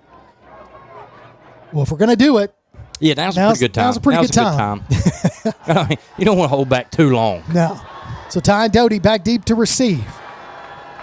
Miles Major, Alex Lively, up close, high, end-over-end kick. Going to be fielded in the end zone, touchback. Doty decides wisely not to return that one out. So 9:10 remaining in this opening half. So you can enter your name for the Lawlers Fan of the Week at PASplus.net. We'll announce the winner during the Bankston Motorhomes post-flight show of each James Clemens game. The winner gets a gift card from Lawlers Barbecue. We'll let you know who that is during our Bankston Motorhomes post-flight show. All right, back to the action on the field right here on PAS Plus. Kirk Pierce, Johnny Johnson, Brad Kimbrew, Tim Lambert, producer extraordinaire, bringing you tonight's action from the press box at Madison City School Stadium. Opening round of 7A playoffs. Central-Phenix City, the visiting team, third in Region 2 play behind Auburn and Opelika. James Clemens finished second in Region 4 behind Austin. Cam Berry takes the handoff, tries to hit the hole, and as soon as he does, it is nowhere for him to go. They do such a good job of filling space. You know, it looked like he had a hole right there, and then all of a sudden it was gone when he got to it. Yeah, same thought I had is make good play design. They get him out there in a little bit of space, but that thing filled up quick. So we gave him a yard, maybe 2 on the play. So second down and a long 8. So you got Doty and Lively split to the near side. Berry in the backfield. Gill takes the snap and hands it off to Berry. Boy, he just took it away from him. He did, and they just stripped it right out of Berry's hands for another turnover. So the second fumble, third turnover in a row. 3 possessions, 3 turnovers. Oh, Lord. Number 9, I'm not sure who he was, stripped that ball out and then immediately went to our student section and started blowing kisses and doing all kinds of stuff. Be careful, that'll get you a penalty. Well, it depends. Well, it also got a couple of our people headed towards him. It did get some guys fired up over there. So the ball is going to be spotted at the James Clemens 16-yard line. 2 splits to the far side, 1 to the near side. Running back in the backfield, number 16, going to hand it off to him. He's going to dance his way, and then he puts the ball on the turf, and we're going to... Hold on. We got it back about the 5. Yeah, we did. Number 16, Rashad Freeman with the fumble recovery as we were able to punch that one out for the Red Devils' first turnover of the night. I think I'm going to have a conversation with the officials at halftime about the right guard for Central-Phenix City. He's moving quick. He has been moving all the time, and it's usually when he's going to pull and kick out. Well, and it also looks like, you see it in the Pro Bowl. They get in that 3-point stance and let them turn to tap the for silent count or whatever, and that looks like what he's doing. No, that booty's bouncing up and down. He's rocking back and forth. He's moved early a few times. So I sure thought we were down at the 5. So we are at the 3-yard line, and we tried to shift, didn't get him to jump that time. Gill goes under center with Gideon and Berry in the backfield. Going to hand it off to Gideon. He's going to be met in the backfield. Spins out of it, tries to get to the 5. Well, that's dangerous. Great effort and great play by Gideon right there, because he was met in the backfield and somehow ends up getting about 2 positive yards out of it. He was met in the end zone. Yeah, end zone. Yeah. So second down and 8 as he got to the 5-yard line. But yeah, man, that long handoff scares me when you're standing in that blue and white back there instead of the green. It still scares me right now. So Lively goes split to the top side. Gideon and Berry in the backfield. Again, handing it off to Gideon. Gideon trying to find some room around the outside. Gets down to about the 6, maybe the 7-yard line. They're going to say the 7-yard line, so picks up a couple more yards So still 3rd and long for the Jets. Well, we've made it 3rd and manageable, or 3rd and obtainable, you know. Well, and the big thing is, if we want to take a shot and throw right here for the first down, that's fine. We're far enough out now, we're not going to have to modify our punt if we're punting. Just barely. Yeah, just barely. So Gill, with Barry in the backfield to his right, trips to the far side as Major and Lively are stacked. Fake the handoff. Got to get rid of it. Throws it. Nobody. Yeah. There was nobody there. He's getting rid of that one. I'm just not sure what was going on. We're all like blocking over there. I guess maybe it was supposed to be a screen to Lively, maybe. And I don't think he wanted to make that throw. I think he's just getting rid of it. So 4th down means we're going to be punting out of our own end zone. So there. We need Ortiz to come up big right here and flip the field a little bit. Oh, yeah. So Daniel Cameron is back deep to receive the punt for the Red Devils, standing at the James Clemens 40. Here they come. It's going to go off the toe of Ortiz. Good job of getting that punt off, though. And take a James Clemens bounce past the 45 down to about the 48, and that's where it will die. So it'll be 1st and 10, Central-Phenix City from the James Clemens 48. Yeah, it's not the punt we wanted, but he had very little time to get that thing off. A lot of pressure coming in his face. And remember, he's shorter right there. He doesn't have the normal distance he normally has. So good job by him getting that thing off. Now, I don't know what's going on with Micah Douglas. I just saw that. He came limping off the field. Yeah, he's limping off the field, going to the tent right now. So Central-Phenix City with the ball, 1st and 10 from the James Clemens 48-yard line. Trips to the far side. Going to fake the handoff. Quick pass over the middle. Caught by number 7. Picks up the first down, past the 35, down to about the 32. You're going to say 31-yard line, so 1st and 10, Central-Phenix City. That wasn't the delayed look we saw on the handoffs a while ago, but the same setup, right? He faked that little draw up the middle and then hit that guy on the seam. Right guard was moving again. I would be wearing the sideline judge out right now. Got us to jump. So did we jump or did they move? Oh, they were in motion right there. It's just hard to tell. So offsides. It's us. So offsides on James Clemens as they were in their shift. So turnabout is fair play. Boy, and we need something to happen. You can feel it right now. Just the energy has been sucked out of this place on our sideline. 28-14 your score. Central-Phenix City on top as they've been able to turn 2 turnovers into touchdowns to take the lead.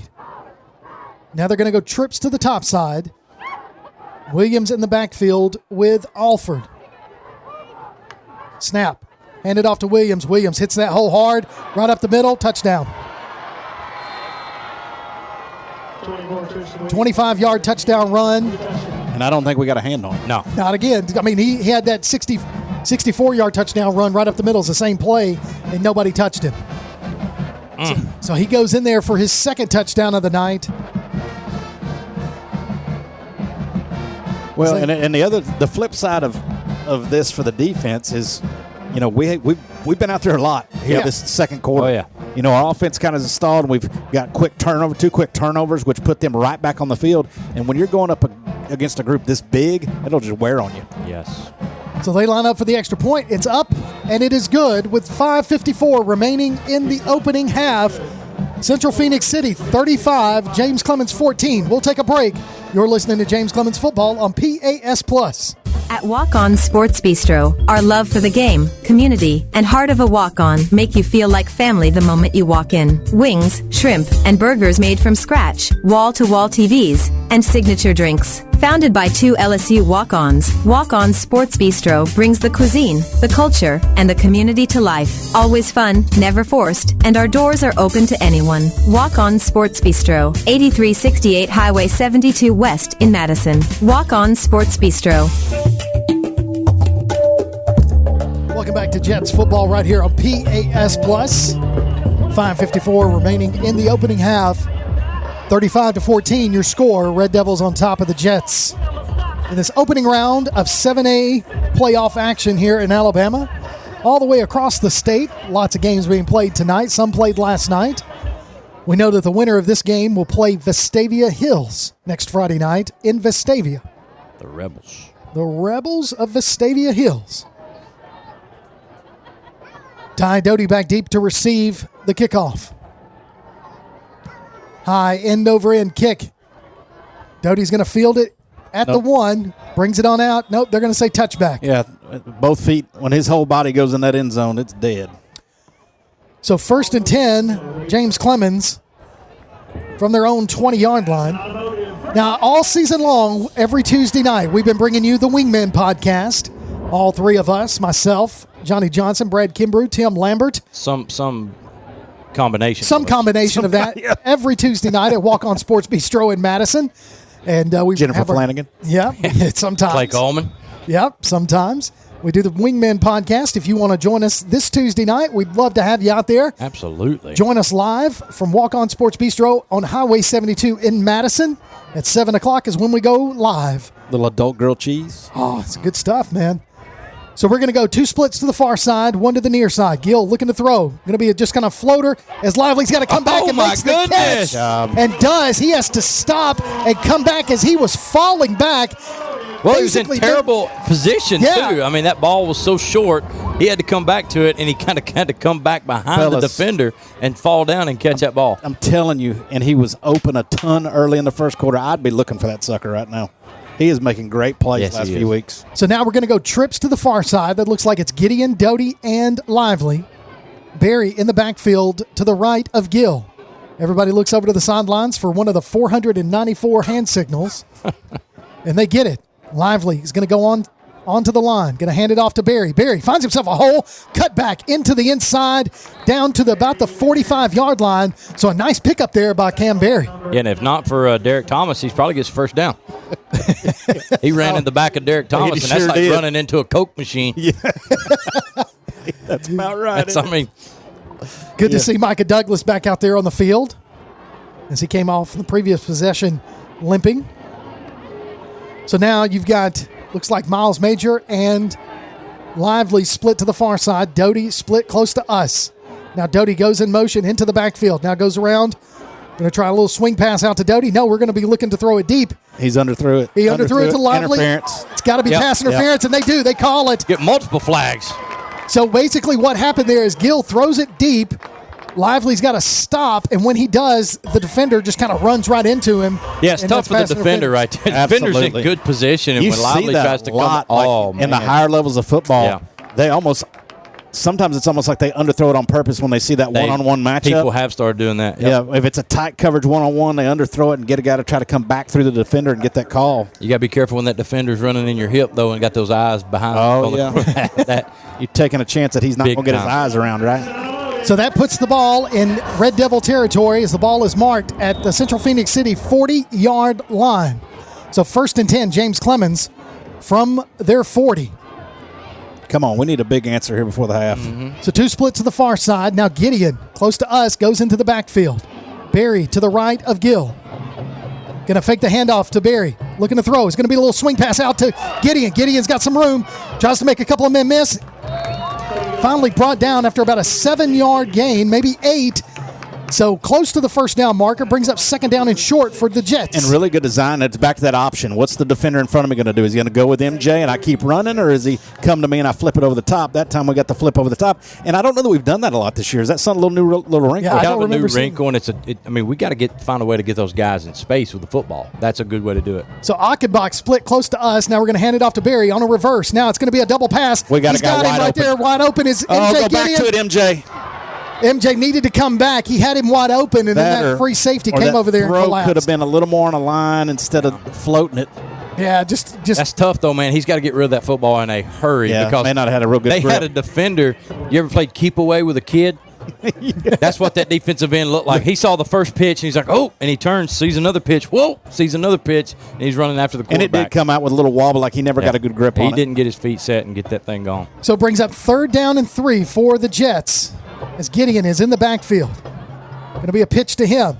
Tries to cut. That was weird. It's like we never got set up front. Maybe gets 1 yard on the play. We snapped it so quick. It was almost like we didn't get – we get a little quarterback switch. Here comes Evers. So I wonder what this means for our 4th and 3 play. 4th and 4th and 3 because they're going to say no gain on the play. Well, it may be some kind of quarterback option run pass. You know, he's a little more speedy than Gill and moves around. So think we're going to see speed option here? May have a little package in for him. So Evers under center. Gideon in the backfield. Going to be a quick pitch out to Lively. Lively got to get to the outside. Tries to make a man miss. He's not going to make it, guys, as they're just going to wrap him up. He tried to get to the outside, and just that just really collapsed on him. Well, they were ready for something. I mean, Central-Phenix City tried to stay very disciplined right there. And Lively, using his speed, almost gets to the outside. You know what that reminded me of? I mean, I know Lively was the receiver there and not the running back, but Evers pitched the ball and then was the lead block coming around the end. Reminds me of the old Odessa Permian back in the 80s and 90s where the quarterback, they just run that sweep. Power sweep and pitch, and the quarterback was coming around the corner cutting somebody. Old school football, man. Barry Switzer, Oklahoma, right there. Friday Night Lights, right there. So 3:14 remaining as we turn over on downs and give Central-Phenix City the ball back. Trips to the far side. They're going to hand it off to the running back, number 16. Boy, he is fast as he takes off. Couple men to beat, and he busts through them. Oh my gosh! He's going to go all the way in the end zone, touchdown. Man, that's aggravating because there's quite a few missed tackles right there. So Jay-Sean Woodhouse takes it to the house on that touchdown run. Well, we've talked about that left tackle they've got. He is pushing our inside guy down so far past that play, and nobody is there to touch him until he gets to the secondary. Yeah. And that time we had two guys that sandwiched him, but it's almost like they almost let up a little bit, not wanting to knock each other out. Yeah, you might be right. And then just bounced off of him. So lining up for the extra point is Central-Phenix City. Kick up. And it is good with 3:03 remaining in the ball in the first half. 42-14 is your score as the Red Devils have just scored relentless. Yeah, at will. I mean, just basically since we started the second quarter towards the end of the first. I mean, we had it knotted up at 14 apiece, and then we've had 3 turnovers. They were able to score 14 points off of turnovers, and then they've just kind of let loose here offensively. And our defense, you could tell, they're worn out. They're tired. Well, yeah, when you're on the field that much, having to play that many snaps, you're going to get worn down, especially with guys like that leaning on you. So 3:03 remaining in the opening half. The James Clemens Coaches Show comes to you every Wednesday morning at 11:05 on 1080 AM WKAC. We'll talk to Coach Chad McGee and get the inside scoop on the Jets. Hey, if you miss it, though, that's all right. Go to WKAC Sports page at WKAC1080.com and click on the James Clemens link to find the archives. All right, Ty Doty back deep to receive yet again. Seems like we've said that a lot tonight in the first half. Good thing is we get the ball back to start the second half so we can punch down there and score and then just be down 21. I think you pulled this off once before this year. So only be down 21 going into halftime. Prognosticator. That's right. So Nostradamus. I'm calling it. I'm making it. I'm calling it into reality. So here we go. Waiting on the whistle. Here we go. High end over end kick. Big kick. Just going to go into the end zone for a touchback. James Clemens 1st and 10 from their own 20. Well, you got us figured out. We're going to go down and score. Yeah, you usually lay it out for us. We're going to go down and score. Start the second half with a score. All of a sudden, it's 28 to 48, 42, 28, and it's a game. And then we're back in it. Holy smokes! I'm going to call it. What are you smoking? Holy smokes! Y'all's math is incredible. It's how we work, man. Okay. So we're going to go with a new little Big wrinkle boys out as here. Everybody's out here, so it's going to be a quick pass out and almost picked off. They read that. They had seen that on film because we've done that before. Yeah, like one other time. Yeah, but they But do. the bad part is we got that set up and it's fine, but you got to block the guys that are in front of that. Yeah, you do got to block. block. Blocking is important to this game. Nobody touched him. He just ran in, about caught that pass, and went in for a touchdown. And that number 9's been everywhere. He's everywhere. Tristan Lyles. So is that the one? He's a 2026. I'm not sure. He the one. Is he the one? One going to The one. Alabama? Alabama? I don't know. He looks like one. So Lively split to the near side, going to hand it off to Doty. Doty trying to go around the far side. He's just going to be wrapped up before he even gets to the line of scrimmage for a loss of 2 on the play. Yeah, those guys are getting to us early, and of course, we've seen so many people stack the box against us and play the run. You would think that showing them some of the passing game early would get them out of that, but I think these guys just like their chances of playing the pass. Well, and they've got such big and athletic guys on both sides of the ball. they can kind of take care of some of this without having to do anything special. Yep. So third down and about 12 as Gill dropping back to pass. Pockets collapsing. Got to get rid of him. He's going to be brought down. Hold on to the ball. Finally brought down for a sack on the play. Yeah, at every turn, he's got somebody in his face right there trying to escape pressure and just absolutely nowhere to go. So after the sack, that moves the ball down to about the 13, 14-yard line of James Clemens. So Ortiz comes out to punt. They've got a timeout. So timeout on the field called by Central-Phenix City. We'll take a timeout as well. You're listening to Jets football right here on PAS+. Are pests invading your home or business? Mosquitoes embedded on your property? Maybe excessive crawl space moisture has attracted unwanted visitors. Then call Red Hawk Pest Control, offering residential and commercial pest control, mosquito and brown recluse management, stinging insect control, foundation vents, and many other services to North Alabama and Southern Tennessee. Red Hawk aims to be more than just a service provider. They want to build a long-term relationship with each customer. Call Red Hawk Pest Control at 256-975-8817. Visit them on Facebook or online at redhawkpestcontrol.com.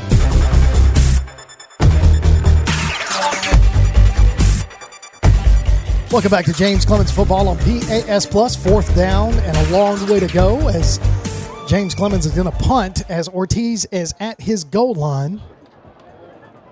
Yeah, I don't think we see a fake from here. No, I think that's a safe call there, Brad. Yeah, sometimes conservatives is the way to play it.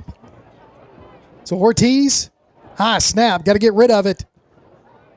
Nice little tight spiral. Fair caught is going to be fair caught at about the 48-yard line. So Central-Phenix City first and 10 from their own 48 with 2:11 remaining in the opening half. First time they've been in their own territory in a while. It's been a minute. Good to see. Yeah.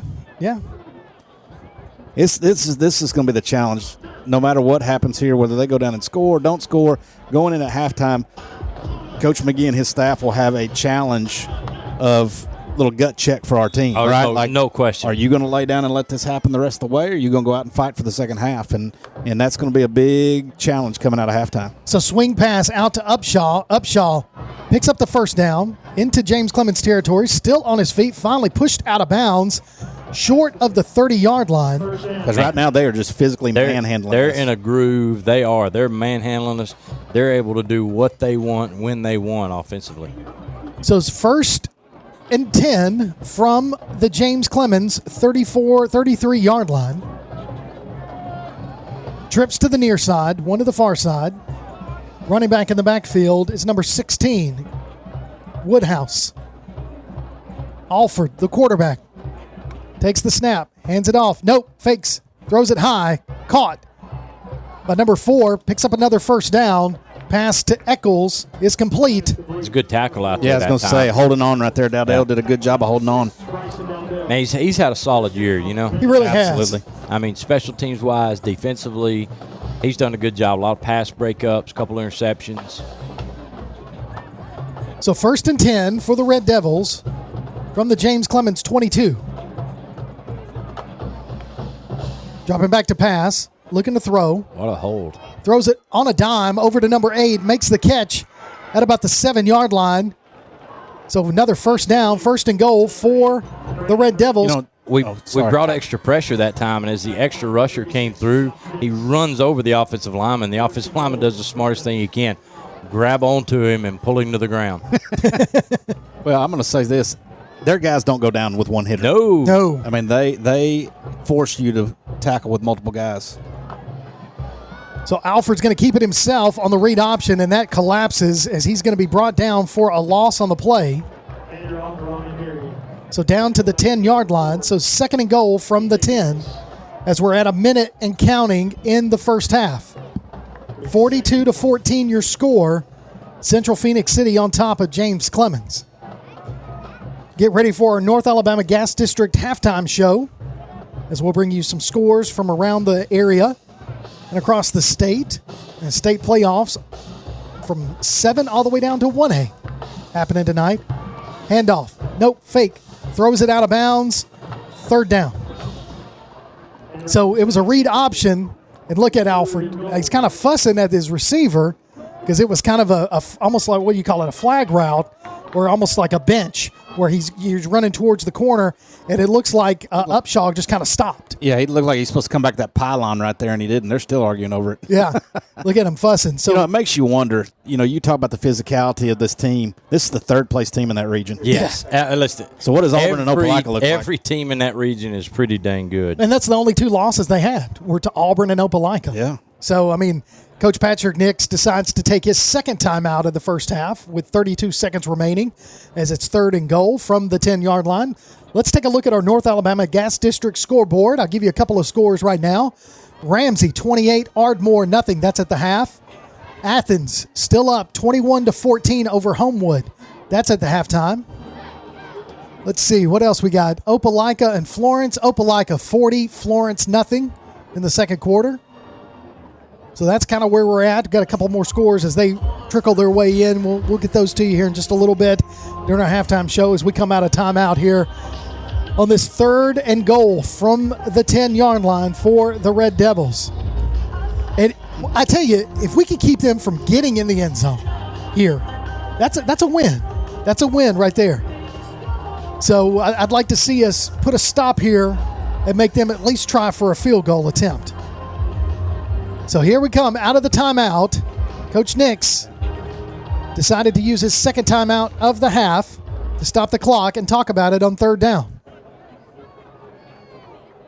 So in the backfield, Woodhouse along with Alford. 2 splits to either side, faking the handoff, looking to throw. Across the middle, caught. Got a penalty flag on the play. We'll see what the call is.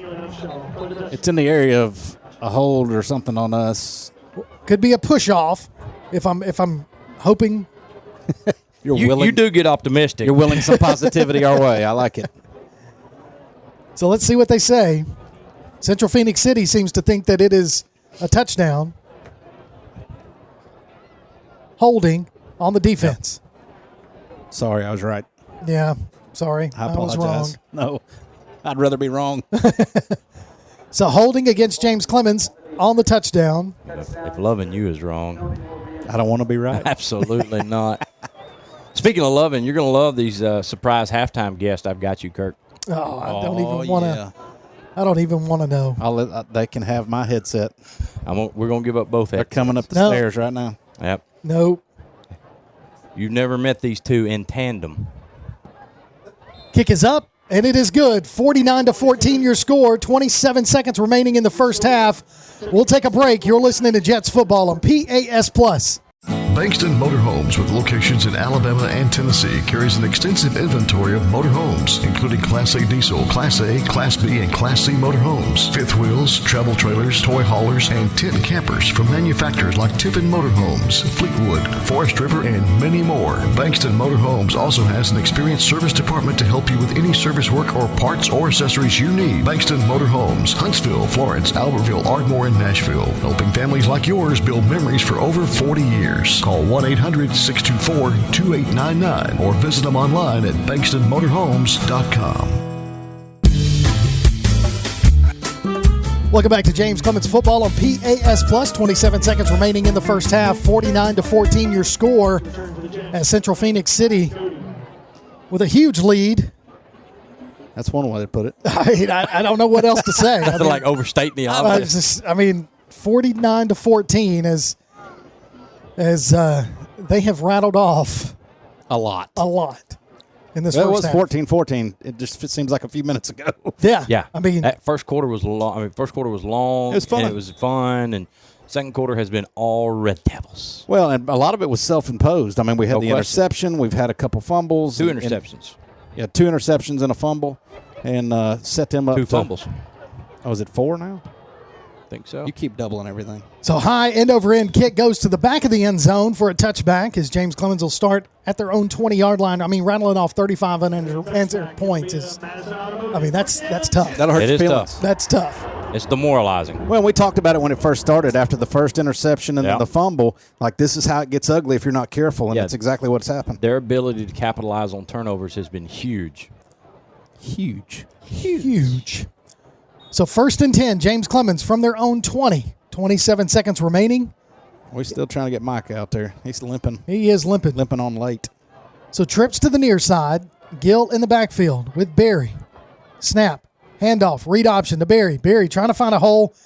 I mean, he hits the hole with positive yards, and then he gets pushed back. They run those gaps. They fill those gaps so well. So clock's running. It's at 15 seconds and counting, and that should do it for the first half, as I hope Coach McGee wants to get into halftime and have a talk about getting the ball first and what we need to do. And that is exactly what's happening as the clock ticks to 0 to end the first half. Your score, Central-Phenix City 49, James Clemens 14. We'll take a break. You're listening to James Clemens Football on PAS+. Here's what's on the Jets' radar. The state cross-country meet will be on Saturday at the Oakville Indian Mounds. Next Tuesday, varsity and JV bowling will face Columbia and Lee, while freshman JV and varsity basketball will travel to Hueytown to start their seasons. Varsity bowling teams will be back in action on Thursday against Hartselle, while the JV team will play Randolph. We'll be back with the James Clemens Halftime Show on PAS+. At Walk-On Sports Bistro, our love for the game, community, and heart of a walk-on make you feel like family the moment you walk in. Wings, shrimp, and burgers made from scratch, wall-to-wall TVs, and signature drinks. Founded by two LSU walk-ons, Walk-On Sports Bistro brings the cuisine, the culture, and the community to life. Always fun, never forced, and our doors are open to anyone. Walk-On Sports Bistro, 8368 Highway 72 West in Madison. Walk-On Sports Bistro. Local sports are brought to you in part by Limestone County Commission Chairman Colin Daly. Visit the County Commission page at limestonecounty-al.gov to keep up with what's going on in the county and find out what ranks us in the top 5% in the state. You can also call Colin at 256-233-6400 or on his cell phone at 256-800-4544. If you're looking to make your business stand out, save yourself some time and make Apparel Lab in Madison your first call. Apparel Lab will help you grow your brand with custom t-shirts and hoodies using their unique direct-to-garment printing. Laser engraving can put your design on mugs and tumblers. Plus, they can help with custom-designed hats, stickers, banners, signs, decals, and much more. Apparel Lab. Call 344-4656 or visit them online at apparellab.inc and on Facebook and Instagram. Located in the Madison Mall Shopping Center on Old Madison Pike. Apparel Lab. North Alabama Gas District has provided safe, reliable, and economical natural gas service to Madison and surrounding areas of Limestone County for over 40 years. However, accidents and leaks do sometimes occur. If you smell odors similar to rotten eggs or notice other possible signs of a gas leak, such as a fire or explosion, a blowing or hissing sound, or blowing dust or bubbling water, leave the area immediately, avoid ignition sources, warn others, and from a safe location, contact us immediately at 256-772-0227. And remember to call 811 before you dig. North Alabama Gas District, we take safety seriously.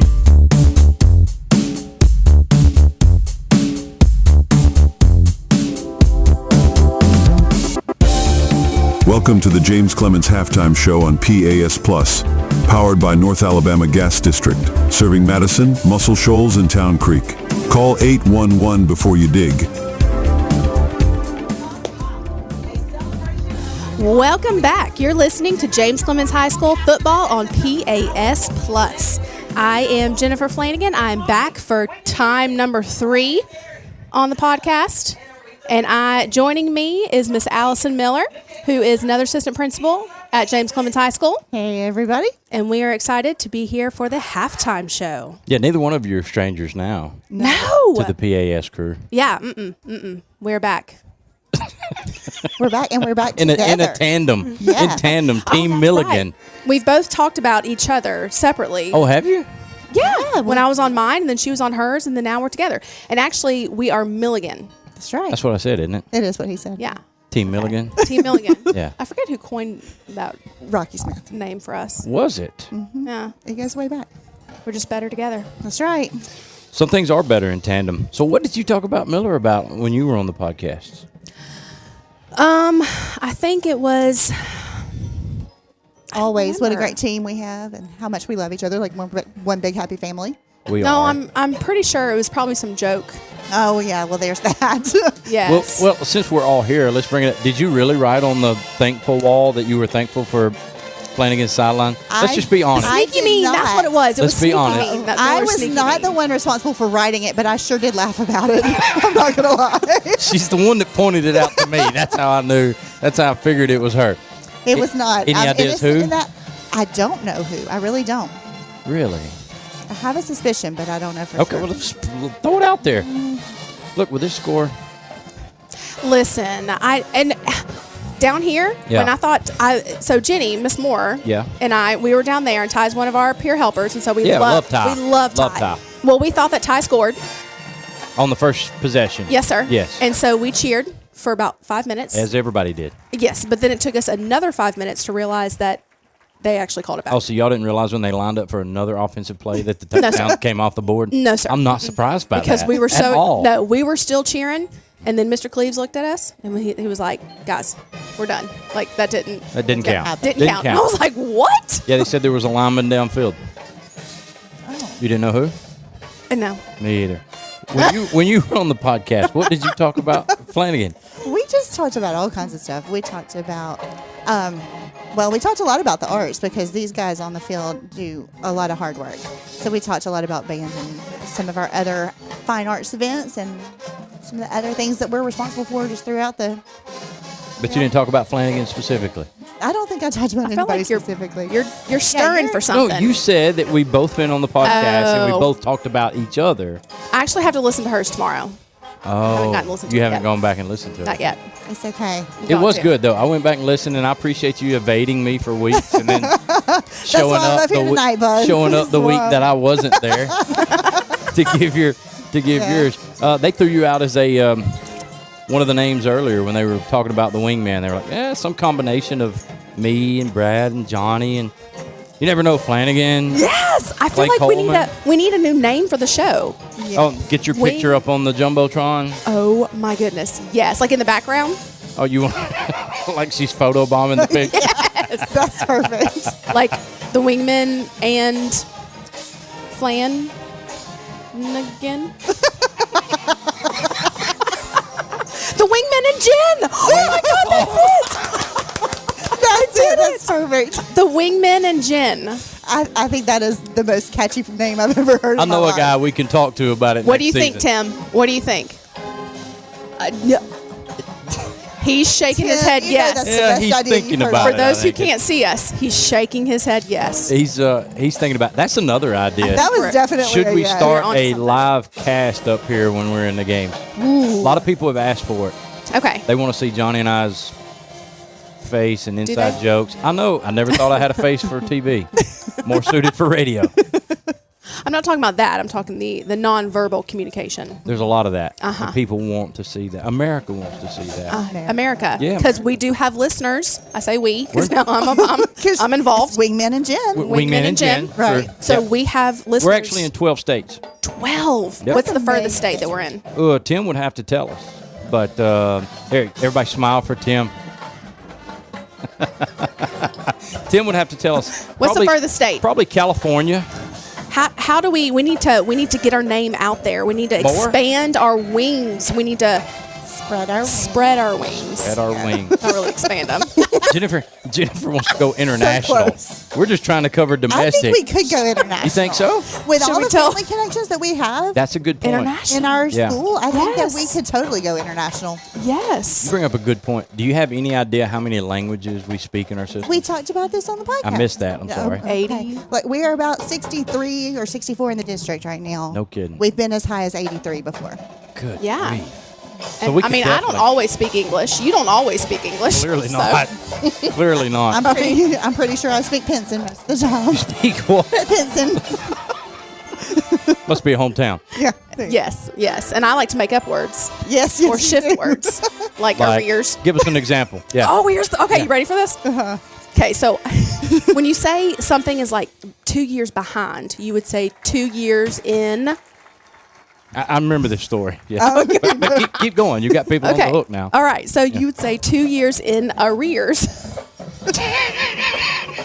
Well, Allison, We're not putting years in the rears. in the admin meeting, did you say arrears? And I was like, no, it's called the rear. 2 years in the rears. And she was like, no, honey, it's arrears. And I was like, what? That's a word? Sure enough, Google told me. Google and Miller. Always count on Google. Yes. I want you to tell people about the catering story. Oh, Darlene. Darlene. Do we need to go there with Darlene? Yes. Okay. Okay, do you want to? Yeah, you tell. Yeah, I'll tell it. Because I'm going to giggle the whole time. We very frequently have amazing sponsors who provide lunch for our teachers. And one particular work day, we had Balfour sponsor us, and they brought in Mr. Jim, who made this chicken, and it was amazing. And he and his wife were there to serve us, not just to bring us the food and drop it off, but actually like serve our plates. And so I wanted to say thank you to them. And so I go and I asked Flanagan, I was like, okay, I know it's Mr. Jim. What's his wife's name? And she goes, well, Darlene. And I said, okay, great. So I get on the mic and I'm like, okay, we just want to say thank you to Mr. Jim and Miss Darlene. In front and of for the whole faculty. Yeah, the whole crew is there. Lunchroom staff, everybody. And I was like, thank you, Mr. Jim and Miss Darlene. And then I go over and sit down, start finishing up my chicken. And Flanagan comes over and says, don't be mad. Her name is not Darlene. I don't know what it is. I just made it up. And I was like, oh, good. They're probably going to be divorced. Oh, yeah. Y'all calls, they divorced. As soon as they got loaded up, that guy's like, hey, Con, can you help me load this chicken? And she's like, why don't you get Darlene to do it? Miller looked at me and she's like, well, why did you say Darlene? I was like, well, I don't know. She looked like a Darlene. I'm pretty sure it's what you said. I definitely said that. I was like, Probably. She looks like a Darlene. Yeah. And she actually did. This guy. Not Darlene. This guy spent 2 weeks being questioned about Darlene. Sure he did. He probably lost his catering business. Y'all, the worst part of the whole thing is me sitting there listening to it for like a minute. Did not dare stop her. I'm biting my nails. Like, do I tell her? Do I not tell her? Am I going to ruin a friendship over dang Darlene? Darlene, the best. Are you kicking us off yet? This is yeah, this is about to happen. This is one of many stories, sitcom episodes that you two guys have created. Look, here in a couple years, we're going to be listening to this. 2 years in arrears. Arrears. We expand vocabulary all the time in our admin meetings, guys. We do. Just so you know, it mostly starts with me though. So made up words and pence and vocabulary. Pence and vocabulary. It's okay. Wow. Yeah. Jennifer Flanagan and Allison Miller, two of our amazing assistant principals at James Clemens High School. Thank y'all for joining us. Thank you for having me. All right. I'll be back. Right? Yeah, absolutely. Right? Wingman and Jen. Right, Brad? Yeah. Wingman and Jen. It is on. Okay, great. Anything else you want to add? Oh. Good. We're going to take a quick break, and when we come back, you will hear from the James Clemens Jets Marching Band. You're listening to James Clemens High School Football on PAS+. North Alabama Gas District has provided safe, reliable, and economical natural gas service to Madison and surrounding areas of Limestone County for over 40 years. However, accidents and leaks do sometimes occur. If you smell odors similar to rotten eggs or notice other possible signs of a gas leak, such as a fire or explosion, a blowing or hissing sound, or blowing dust or bubbling water, leave the area immediately, avoid ignition sources, warn others, and from a safe location, contact us immediately at 256-772-0227. And remember to call 811 before you dig. North Alabama Gas District, we take safety seriously. When Keith and Amy Richards went on a Greek vacation in 1997, their goal was to create savory foods from simple ingredients. Thus, Taziki's Mediterranean Cafe was born with their healthy spin on traditional Greek food in the form of salads, gyros, sandwiches, and soups. Taziki's Mediterranean Cafe, located at 105 Brookridge Drive, Suite A, just off Highway 72 in Madison. Open Monday through Sunday, 10:30 a.m. till 9 p.m. Call 724-6554 or visit them online at tazikiscafe.com. Taziki's Mediterranean Cafe. Originality is our nationality. Local sports are brought to you in part by Limestone County Commission Chairman Colin Daly. Visit the County Commission page at limestonecounty-al.gov to keep up with what's going on in the county and find out what ranks us in the top 5% in the state. You can also call Colin at 256-233-6400 or on his cell phone at 256-800-4544. Are pests invading your home or business? Mosquitoes embedded on your property? Maybe excessive crawl space moisture has attracted unwanted visitors. Then call Red Hawk Pest Control, offering residential and commercial pest control, mosquito and brown recluse management, stinging insect control, foundation vents, and many other services to North Alabama and Southern Tennessee. Red Hawk aims to be more than just a service provider. They want to build a long-term relationship with each customer. Call Red Hawk Pest Control at 256-975-8817. Visit them on Facebook or online at redhawkpestcontrol.com. Welcome back to James Clemens Football right here on PAS Plus. Let's send it to the field and listen to the halftime performance of our James Clemens Marching Band.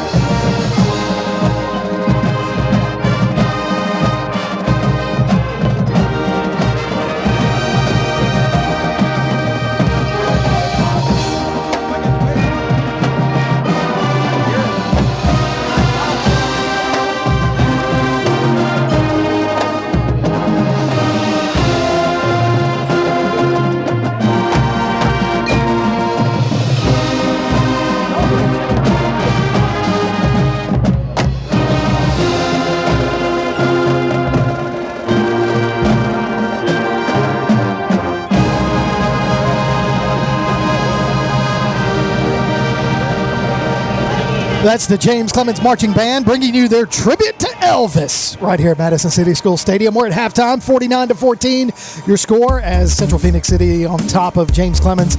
Let's take a quick break. When we come back, we'll have some scores and some stats from first half. You're listening to James Clemens Football right here on PAS Plus.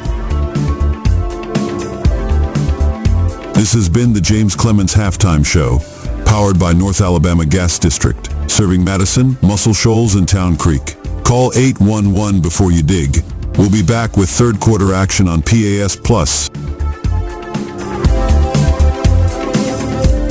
North Alabama Gas District has provided safe, reliable, and economical natural gas service to Madison and surrounding areas of Limestone County for over 40 years. However, accidents and leaks do sometimes occur.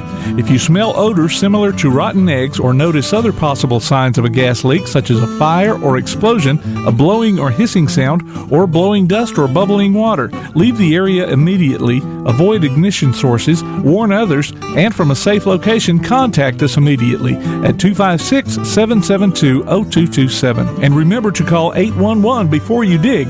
North Alabama Gas District, we take safety seriously. Since 2014, Honest Coffee Roasters has believed that coffee should be both delicious and of the highest quality.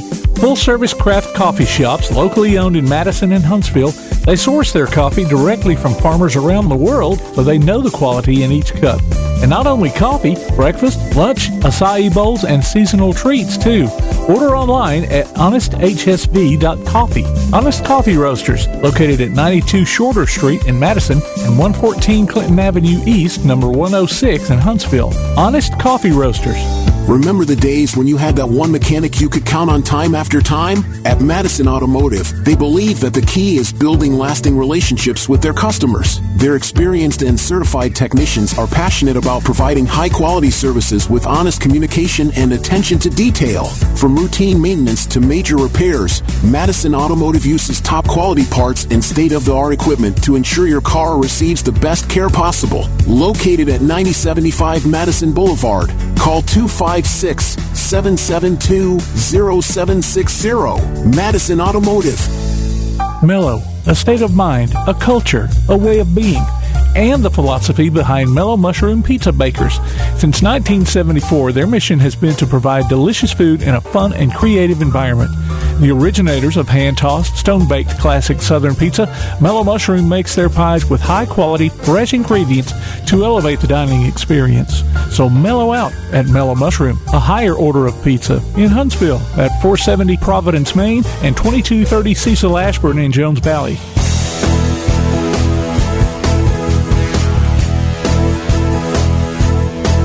Welcome back to James Clemens Football right here on PAS Plus as we get ready for second half action. 49-14 your score. Central-Phenix City on top of James Clemens. Joining us right now, Carson Austin, Stone Cold Stretch Austin, if you will, our chief statistician. Carson, lay some stats on us. All right, we'll start with the passing game. Quarterback Jacoby Gill, 5 of 14 for 55 yards, a pick, and a fumble, as well as 3 carries for -1 yards and a touchdown. Going over to the receiving end, Cam Berry, 2 catches for 53 yards. That 53 yards coming from Miles Major, 53-yard pass. Cam Berry also 8 carries for 8 yards on the ground. MJ Gideon, 5 carries for 9 yards on the ground, as well as a catch for 7 yards. Ty Doty, 3 carries for 2 yards rushing. Alex Lively, 2 catches for 43 yards receiving, and as well as a -1 yard carry on 4th down. Moving over to defensive side, we have Rashad Freeman with a tackle and a fumble recovery. Tank Ezel with a tackle and a tackle for loss. James Hollins with 2 tackles. Dowdell with a tackle and a breakup.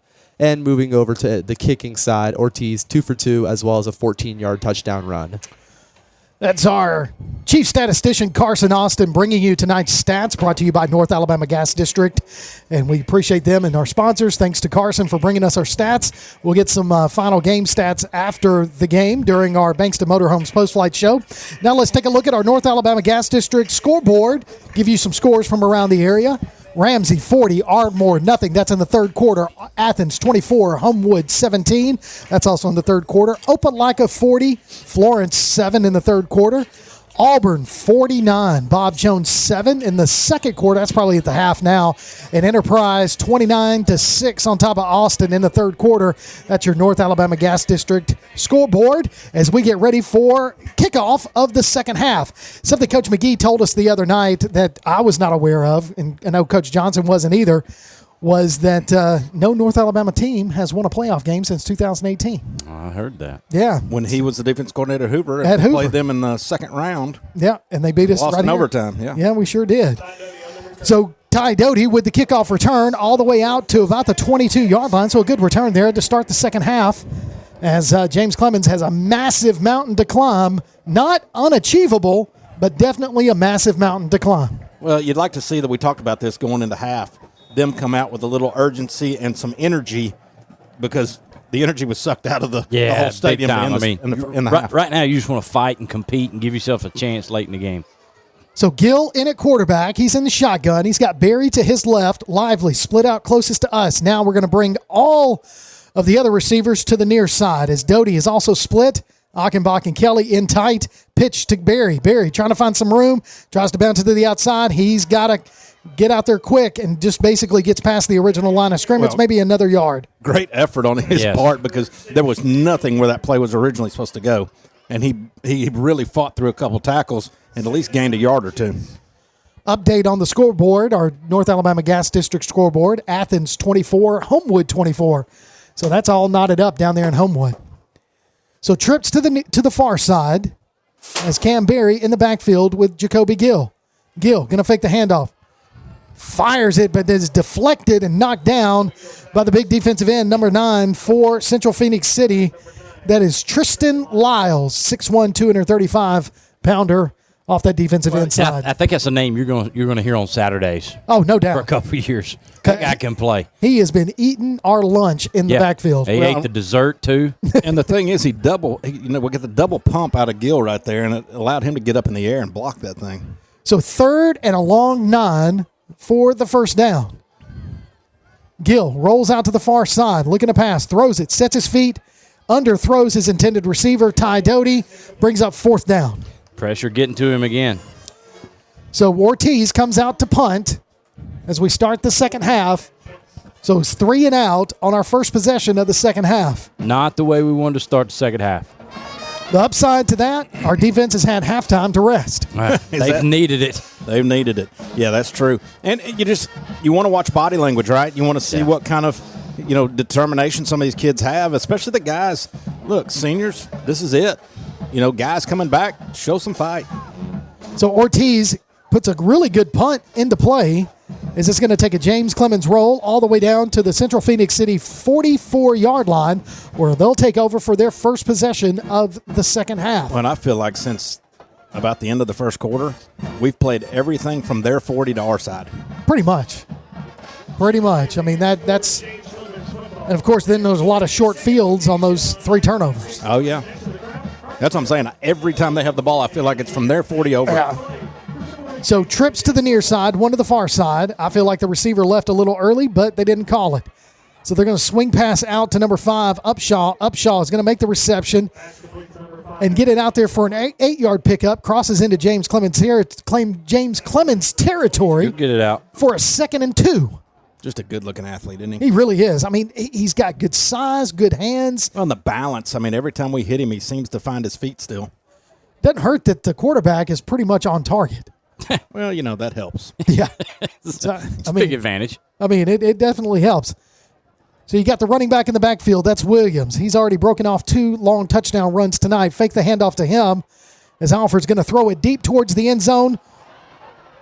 Just over the outstretched arms of Upshaw. But I tell you, he almost brought that in. Man. Well, it's good timing. I'm not sure which one of our 3 defensive backs were right there, but one of them, I can't see what the number is. He timed that up pretty good. Take a swipe it right there where the ball was coming in. So 3rd and short for the Red Devils. So we know that watch that run right up the middle. Oh, absolutely. It's hurt us tonight. It's hurt us a lot. It's coming. Yeah, I mean they've had 2 running backs that broke off 4 big runs up the middle. There it is. And there it is. spins off of one tackle, gets the first down, past the 45, down to about the 44. So 1st and 10, Red Devils. We had 2 chances right there to stop him from getting that first down. Yeah, DJ Davis with that first one. Yeah. Just ran out of that arm tackle. Hollins gets up a little bit slow, but does get up, staying in the game, kind of stretching his neck out just a little bit, so he might have taken a thigh to the head on that one. So 1st and 10 for the Red Devils from the James Clemens 44-yard line. They're up by 35, 49-14 your score. Handed it off to Williams again. Such a patient runner. He really is. As he takes off down the sidelines, down to the 10. Touchdown. Red Devils. Wow. I just don't know what to say on that. Well, just in kind of a poor effort there at the end to get him out of bounds or on the ground. I know he's probably going in, but we just kind of gave a little soft shove, and he just went right in the zone. Definitely not enough to keep him from scoring, and you had an opportunity there. Man, it is really tough right now. We talked about the patience of that running back. They wait and let those blockers set up, and then, man, he runs almost untouched for he's probably averaging, 14, 15 yards a carry right now? He's had a 25-yard touchdown run. He's had a 64 touchdown run. That's a 44-yard touchdown run. So that extra point is good to put them up 56-14 with 9:31 remaining in the third quarter. I'm kind of wishing the time. I'm wishing the time away, aren't I? So sorry about that. But hey, you know what? It's just the way it goes. Sometimes it's your night. Sometimes it's not.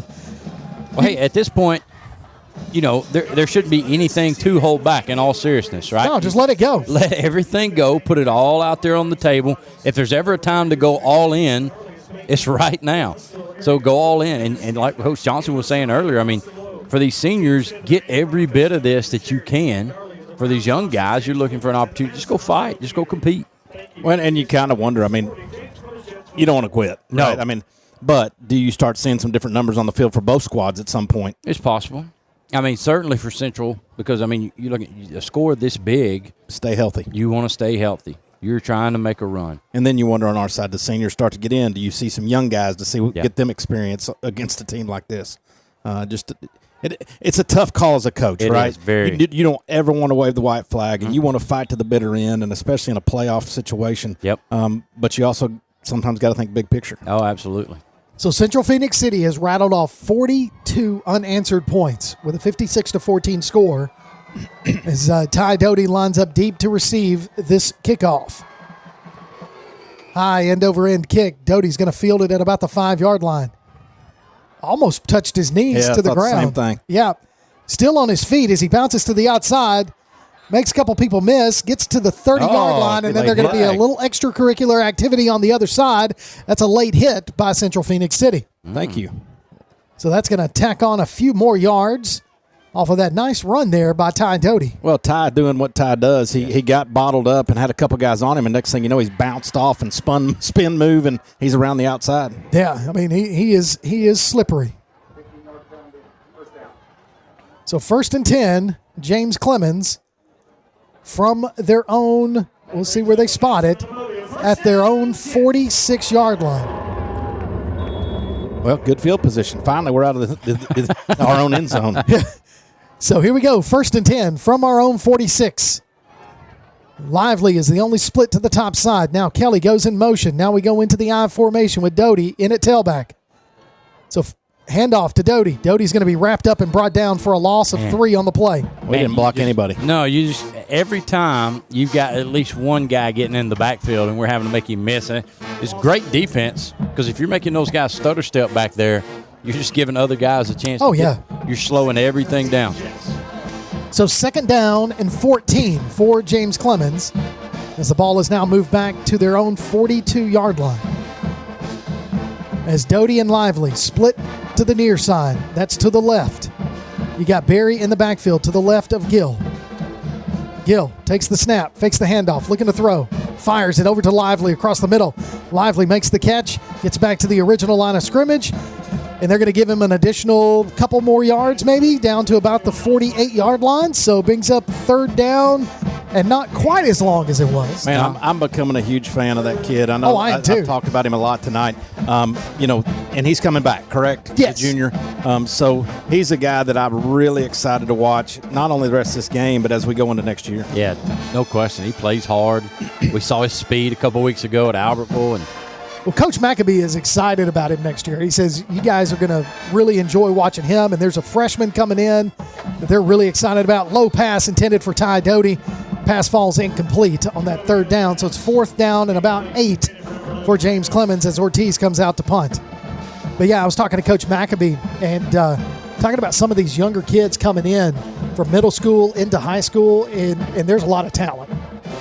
So looking forward to seeing some of them get on the field next year from the junior varsity and whatnot. But still, 8 minutes left remaining in the third quarter as Ortiz lines up to punt. High snap, finally catches that one, takes his time. Oh, nice punt there by Ortiz. Fair catch, ball's on the ground. I think he got and it it back. bounced right back into his hands as we had a couple people standing right there, and we came up with it. Coleman came up with it. And they're just going to. Tim used some of them wrestling moves. Yes, right he there did and got it right away. there. I think he was already down. So I think so too. And there wasn't a very big pile for them to. Well, and I'm going to point this out. The guy that was standing there, he muffed it. It bounced off us and right back to him. The one thing I think of first baseman in baseball and softball, you always talk to them about anticipate the bad throw, and then if it's a good throw, it's easy. And don't just stand straight up and anticipate a good one and the bad one eats you up, right? Well, our guy was down there in perfect position, standing next to him, just kind of standing straight up. Yeah. And then once he muffed it, it hit off our knees and went right back to him. Yeah. If he's in a position anticipating the muff there, we may get that ball. So with that, after the fumble, Red Devils do recover it on the punt. It's 1st and 10 as they are at their own 20. You know, we haven't seen that since our 2 kickoffs. That's true. Or 3 kickoffs, whatever it was. So 2 splits to the near, 1 to the far side. Going to hand it off to another running back, number 25. To be clear, it was just 2 kickoffs because the other one got run back off for touchdown. Oh, that's right, it did. Good call. Way to help me relive that moment. So pickup of about 7 on that play brings up 2nd down and 3 for the Red Devils. It seemed like last week that happened. So here we go, 2nd and 4 for Central-Phenix City from their own 27-yard line. 2 splits to the near, 1 to the far side. The one on the far side is Upshaw. Keep an eye on him because he's got a couple of touchdown return passes already. So they're going to hand it off to the running back. That's number 16. That's Woodhouse, and he just hit that hole so hard and gets out to about the 44-yard line before he's brought down. They do. I mean, they're just gutting us up the middle. When it's time to go, there's no hesitation. They see it, and then go. Well, and it's almost like he's waiting to see which way they turn Tank. He is. And as soon as Tank gets turned one way or the other, he's gone. So it's reminiscent of our running game earlier in the year. It really we were able to find that crease and then just really burst through it. So Woodhouse is going to stay in the backfield along with Alford. Going to do the read option again to Woodhouse, and he's going to go up the middle. Short gain this time, something we're not used to seeing from them. Only about 2 yards on that pickup. So that time it looked 8. like Hollins got underneath, come down the line and got underneath him. And then Hayes was able to get off his block and kind of finish the top half. So Woodhouse is staying in the backfield with Alford as they're going to go trips to the near side. Going to substitute their receivers. So they've got Eccles on the far side. Shotgun formation. Right guard moved again. That was a muff snap. Well, now going back to what Brad was talking about earlier with the right guard, I get he can turn and tap that guy and do all that. But then it's almost like he sits back into his stance, and it looks like he's backing up and should be a false start. He's timed it really well on his kick-out block. So when he's pulling and kicking out, he's timed it really well where he starts early, and as the ball snaps, he's almost in a kick move. So probably well coached that way. If I'm I was guessing. sure. I'm sure. Sure it is. So 3rd and 13 for the Red Devils. He did it again. He fell back into it, and you got to get rid of it. And Good tackle. Woodhouse makes the catch, but I tell you what, Dowdell was there to make the stop, so brings up 4th down And we get, for the first time in a while, the punt team for the Red Devils. Yeah, nice job of the defense. They got that halftime you talked about. I tell you what, Dowdell did not hesitate that time. As No, soon he as did he not. read it, he came up and made a great tackle in open field. So Doty standing at about his 28, ready to return the punt. We're putting a lot of people on that front line, giving them the impression we are coming. What do you got to lose? And we're coming, and we're offsides. A little bit too quick there on the near side as we went offsides. Kind of lost our balance there. Well, I mean, you're coming after it, and the game is what it is at this point, and so he's leaning forward, trying to make something happen, and just got leaning too quick. So still fourth down as the ball's moved up 5 yards down to about the 45-yard line. Brings up fourth down and about 7. Need that old softball lead where you start by kind of behind the bag and roll into it. Yeah, why can't we do that? A little rock and go. That's also tough to coach. Snap. Punt. We almost got a finger on that one. It's going to take a Central-Phenix City roll. Doty's going to field that one, and he's just wrapped up, lost a lot of yardage on that one all the way back down to the 11-yard line. Yeah, tough play. He's telling guys to get away from it, and then the last minute he kind of realizes he probably shouldn't let it go and didn't really have anything set up. Well, I think it's a good idea to catch it because it popped right to him instead of letting that thing roll to the 2 or 3 yard line. But he probably should have just gone north and south right there and got what you can get and get down. So 1st and 10, James Clemens from their own 12-yard line. So it'll be Jacoby Gill in the backfield at quarterback. Doty and Lively split to the top side. As you got Gideon and Berry both in the backfield with Gill. Going to hand it off to Gideon. Gideon tries to make a cut. Makes one man miss. Still on his feet. Spin move down to the 30-yard line. Still on his feet as he gets the first down. Plus another yard all the way down to the 23-yard line. That's the best run we've seen Gideon run all night. I was about to say it's the best run that we've had all night, and it's almost like Gideon has figured out where that pressure is going to be in the backfield, and he used it to kind of spin off of and then find a crease to get a north. Well, early in the year, he had that little sidestep we talked about and didn't slow down much. 9, once again, is in the backfield, and he just little sidestep back to the inside and found a crease. So faking the handoff, going to be a rollout, throwing it deep for Doty. Doty in and out of his hands. Pass intended for Doty. Falls right there at the 50-yard line. Well covered there. Thought there could have been some interference. I mean, Doty ran into a guy sitting stationary. Yes. Yeah. A lot of times you'll see that as an interference. Yeah, I thought we were going to get a flag on that. So Gill's pass intended for Doty falls incomplete. So brings up 2nd down and 10 with 3:40 remaining in the third quarter.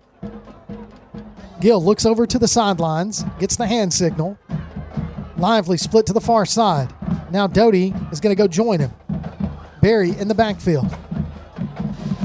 Going to hand it off to Berry to the near side. Berry finds himself a hole down to the 30, past the 30, down to the 35, picks up the first down, gets a little bit extra push from his lineman, finally brought down short of the 40-yard line at about the 38. So another good run there by Cam Berry. Right there, old Berry. Senior running back running hard. Wants leaving it out there. Leaving his mark. So ball is spotted at the 38-yard line. 1st and 10, James Clemens. Clock is ticking, 3:15 and counting. Remaining in the third quarter.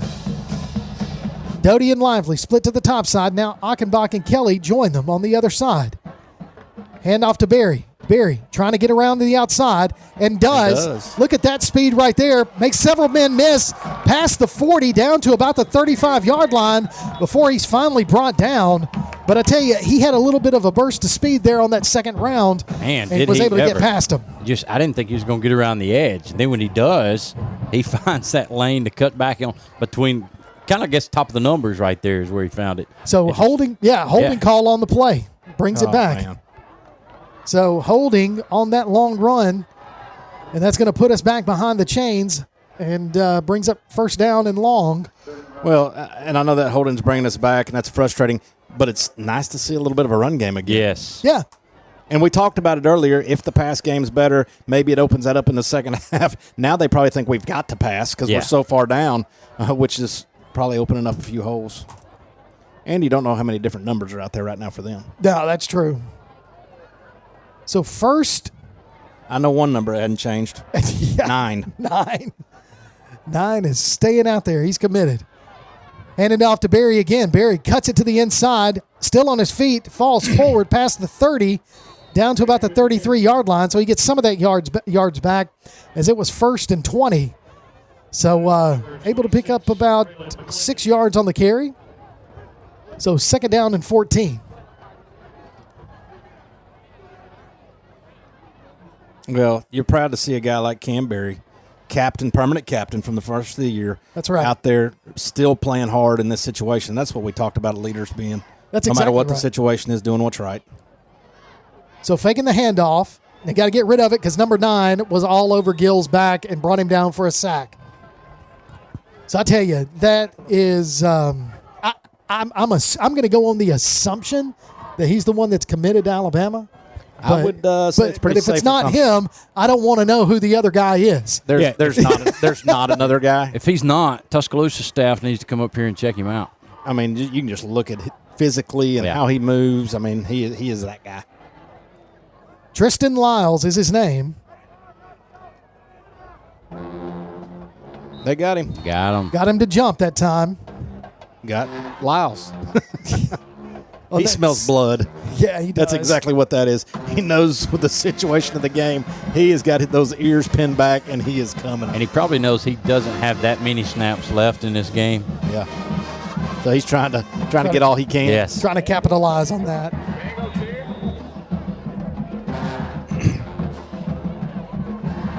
So 3rd down and forever for the Jets. Gill throws it over to Doty. Doty has to jump up and catch it, tries to run around his blockers. It's going to be met at the 30. It's a positive yards, but still brings up 4th down. Yeah, the high throw right there forced Doty to try and make something happen by running back to the middle of the field. So Lyles is a junior. And there are several schools after him. I can see why. Yeah. I mean, Florida, Auburn, Alabama. Some pretty good programs. Yeah, they've been known to put out some people into the pros. So Ortiz lines up to punt, standing at his 15-yard line.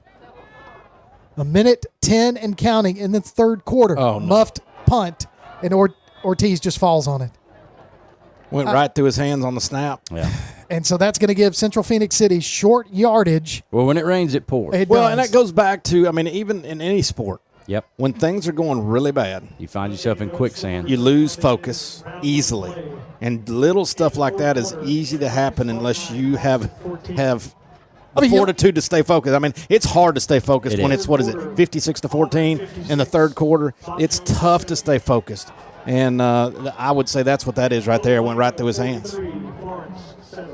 So, I mean, if you look at the schedule that James Clemens has played this year, you're looking at potentially they have played at least potentially 2 state champions. Oh. I mean, this team, I don't know what the other teams, as Woodhouse goes in for another touchdown run from 19 or 14 yards out. Yeah, this team right here is going to be as good as any you see in 7A. Spain Park is as good as absolutely anybody you're going to see in 6A.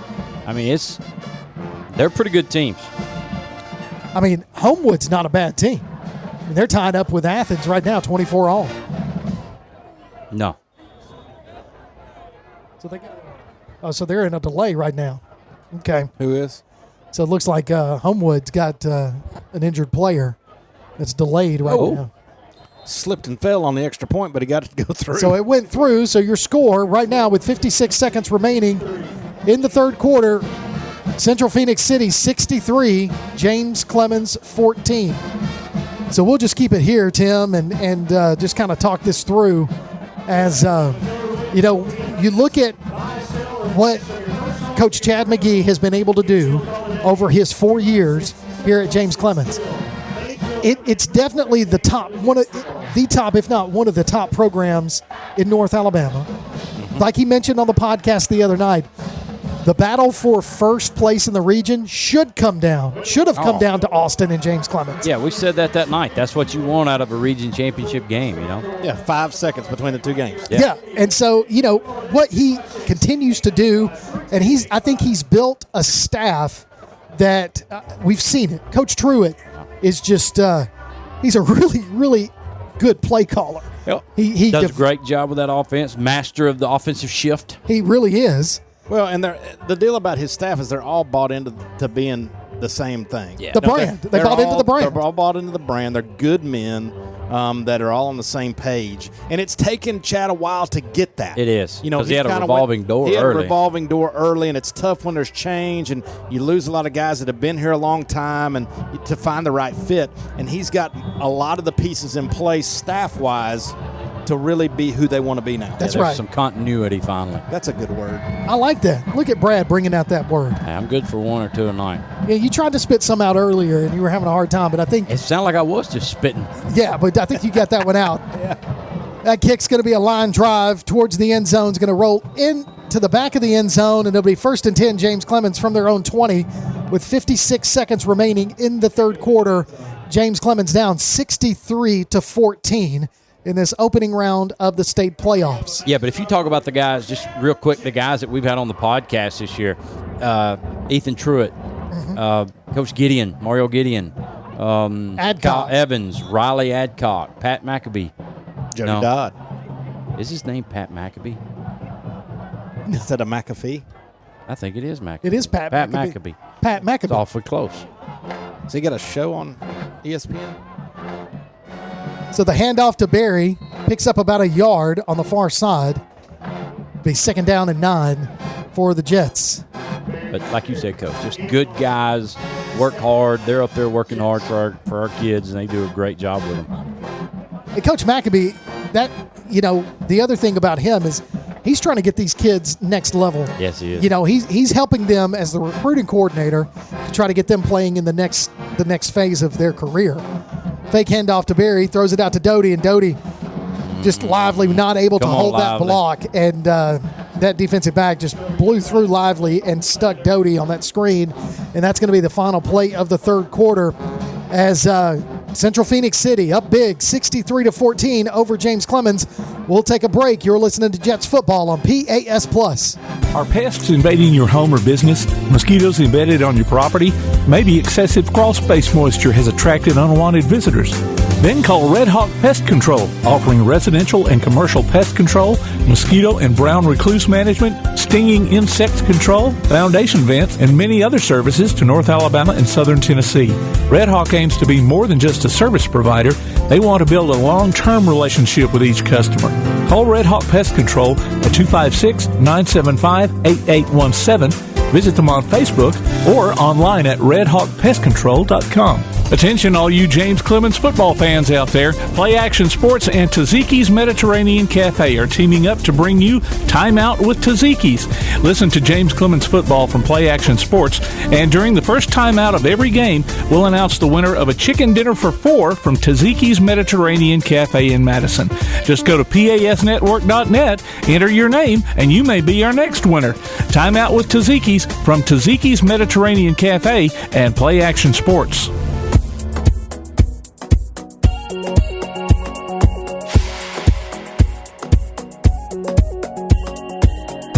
Tim Lambert up here in the broadcast booth as we get ready for fourth quarter action, taking a look at our North Alabama Gas District halftime, it's not halftime, but our scoreboard. Ramsey 40, Ardmore nothing. Third quarter, Athens 24, Homewood 24. That's in the fourth.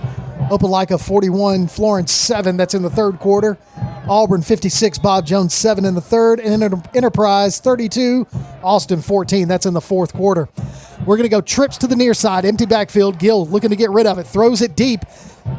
Pass intended for Lively, just overthrows his intended receiver. And that's just kind of been the story of the game a little bit. So that brings up fourth down, and we're going to have to punt. So Ortiz comes out for another punt.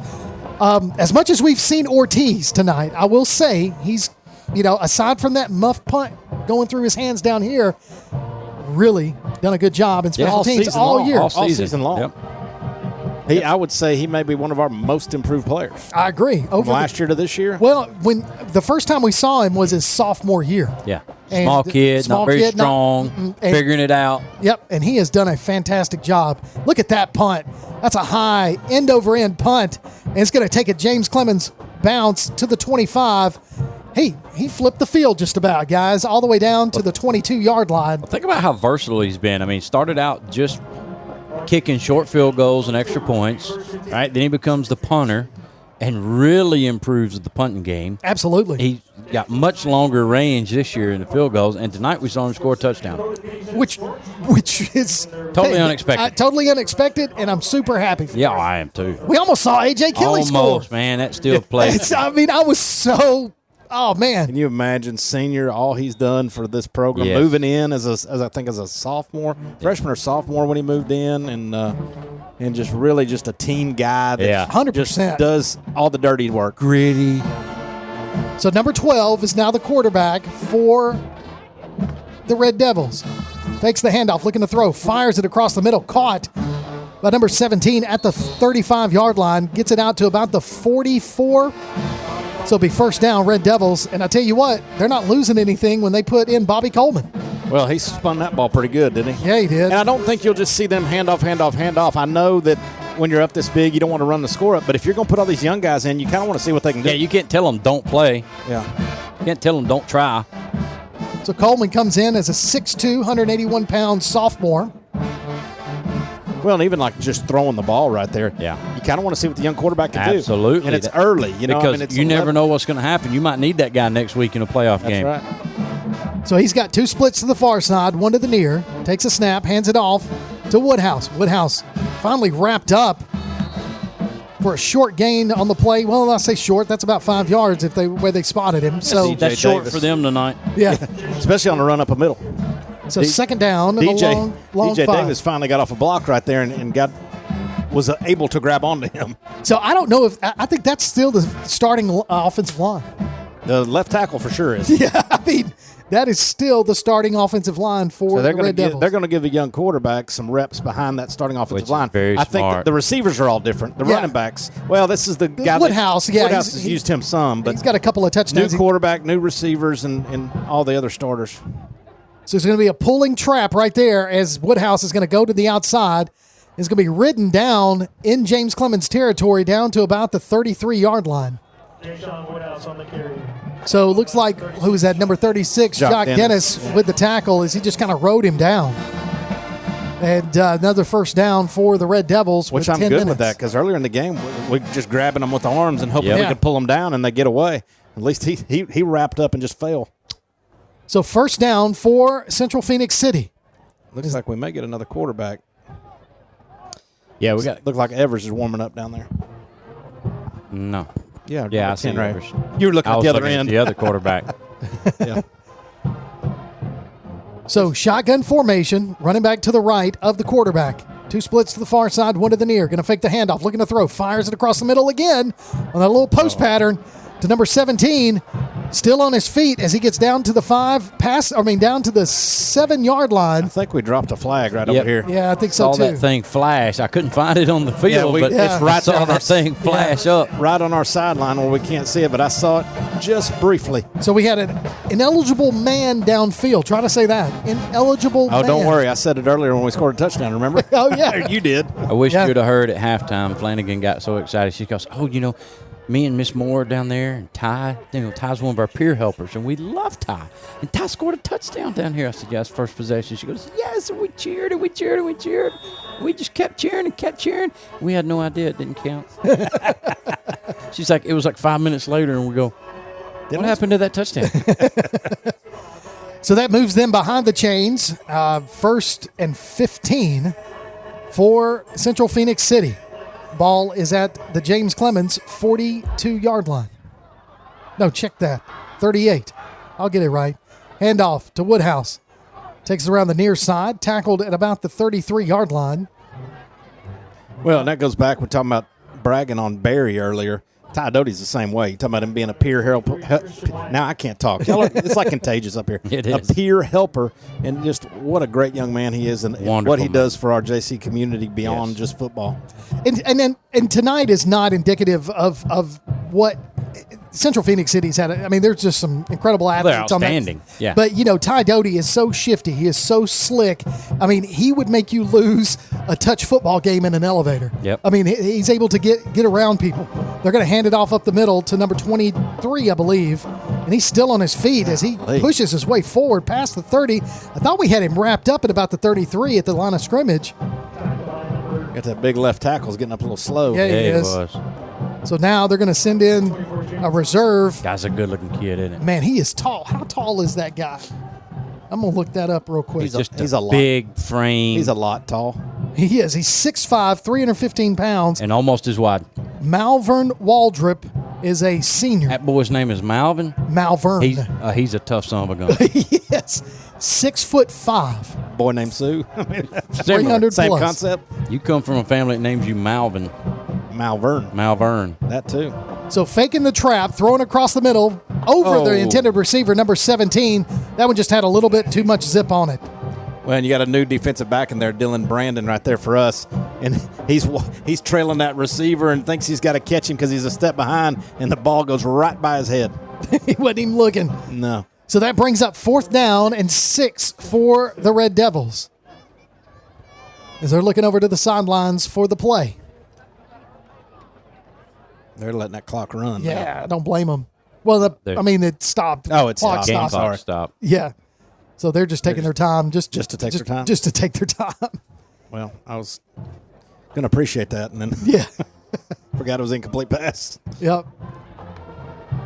So faking the handoff, looking to throw, fires it. Nice play. Good play. Really good play there. Who was that? Dowdell. Yeah, the receiver kind of slips and falls down. Dowdell gets in great position. What he really did great job up there is not pass interference. Yeah. Not interfering with it, because when the receiver slips down, now it's almost impossible for you not to come through him. But he kind of checked up, come over it. He came over, his left hand went around, and he had his right hand just a little bit high, even though it was on his back.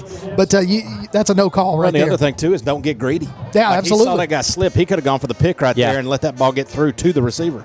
So now Evers is the quarterback, and now you've got Lively split to the far side with Doty over there, Barry in the backfield. So Evers takes the snap, hands it off to Barry. Barry comes to the near side, tries to put a juke move. God. And just finally, he makes that guy miss, but long enough for the other 10 players to show up. Man, he was just met with a wall. I mean, that came in there wanting to do damage. So they chose violence today. Brings up 2nd down. He picks up 3 on the play, so 2nd and 7 for the Jets. Evers, quarterback. He's got Barry in the backfield, Lively going split to the far side, along with Doty, it looks like. Clock is under 7 minutes and counting in the 4th quarter. So Evers takes the snap, hands it off to Barry. Barry tries to put his head down, met at the line of scrimmage, brought down for no gain. It's just nothing there when we try that zone play. Well, and you talk about the size and physicality. We got a lot of guys limping around right now. Yeah. Oh, yeah. Whether it's our offensive linemen. I think we had 6 guys out last week, didn't we? Jacoby Gill limping when he came off a while ago. Like, we are just beat up right now, and you can watch it happen physically. So Central-Phenix City had a bye week this past week. So, they finished their season 2 weeks ago. And so they had some time to rest. Our bye week came in week 2. Mm-hmm. So, we've been playing a lot of football for a long time. Evers looking to throw, takes his time, throws it to Doty across the middle. Doty makes the catch. There's that shiftiness that Doty is known for. Gets to the 50-yard line, picks up a 1st down. Evers with a nice little pass and catch right there. Yeah, Doty just sat down in the zone kind of, and Evers throws a strike. So still picking up the 1st down, moving the football with 6 and counting remaining on the game clock. Well, the same thing goes for us. I mean, I know we want to run the ball and get this thing over with in a lot of ways, but being able to let Evers throw a little bit here against a really good physical and fast football team just to get the feel for the speed of the game. Yeah, because I still think we've got 2 quarterbacks competing for the job next year. I agree. Oh, man, Barry takes the handoff, and usually he's able to get to the outside. And again, nothing going, no gain on the play. Now, these guys defensively run the alley so well. And I've been watching their coaches on the sidelines. Now, if you look for Coach Patrick Nix, he's got black sleeves and a red vest on, but he has white tennis shoes. He's way down here. The rest of the coaches are the ones coaching right there in the middle. So he's watching this take place. And you did some sideline reporting right there. I did right there. So Evers, Barry in the backfield, looks over to the sidelines. Now shifts Achenbach, Kelly, and Doty over here to the near side with Lively. Hand off to Barry. Barry trying to find that hole. Puts his head down. Falls forward for some positive yards. Gets into Red Devil territory. Down to about the 46-yard line. So brings up third down. Probably get a chance to see Evers throw again right here, I guess. So Homewood takes a 3-point lead, 31-28. Is that right? Is that what I'm looking at? 31-24. Check that. It was a touchdown lead with about 3 minutes left in the game down at Homewood. Evers takes the snap, rolls to the near side. Got the blocking, throws it off his back foot for Lively. Lively just not able to stretch out, just a little too far out in front of him. As that pass falls incomplete, brings up fourth down, and Ortiz comes back out to punt. And not an easy pass when you're on the run.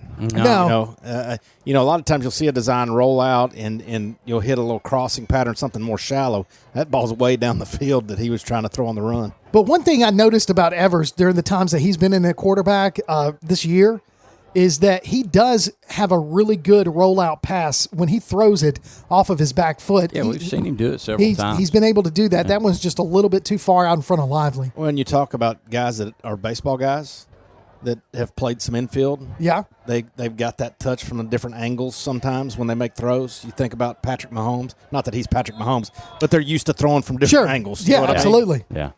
So Ortiz's punt goes all the way down to the 16-yard line. So that's where the Red Devils will take over with 4:07 remaining in this ball game, up 63-14 over your James Clemens Jets. I say get rid of the white helmets. Yeah, that just I like the look, but maybe just for your media day promos and stuff. Yeah, I'd like to see an all-white. I think white that jersey. I think that combo is out there. Well, nevertheless, you know my stance on jet blue. By the way, while I'm thinking about it, Coach, after this play. So 2 splits to the near side, 1 to the far. Going to hand it off to the running back.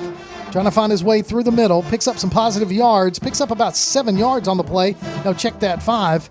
I gave him 2 more yards. That's all right. If anybody out there listening knows where we can come across some mannequins, Coach Johnson and I shouldn't include Coach Johnson. JC Softball is in need of a couple mannequins to go in our new indoor facility. Put uniforms. No, I mean, I get what you're saying. Yeah. I'm trying to think what we're going to do. Where we're going to do it? Why not a little area going to the locker room? Oh, down that hallway. Yeah. We could put the girl one on your That's side right. and the boy on this, so that way the guys know which one to go into, which door to go into. Good. That's a good point, too. Don't mix those mannequins up. So 2 splits to the near side.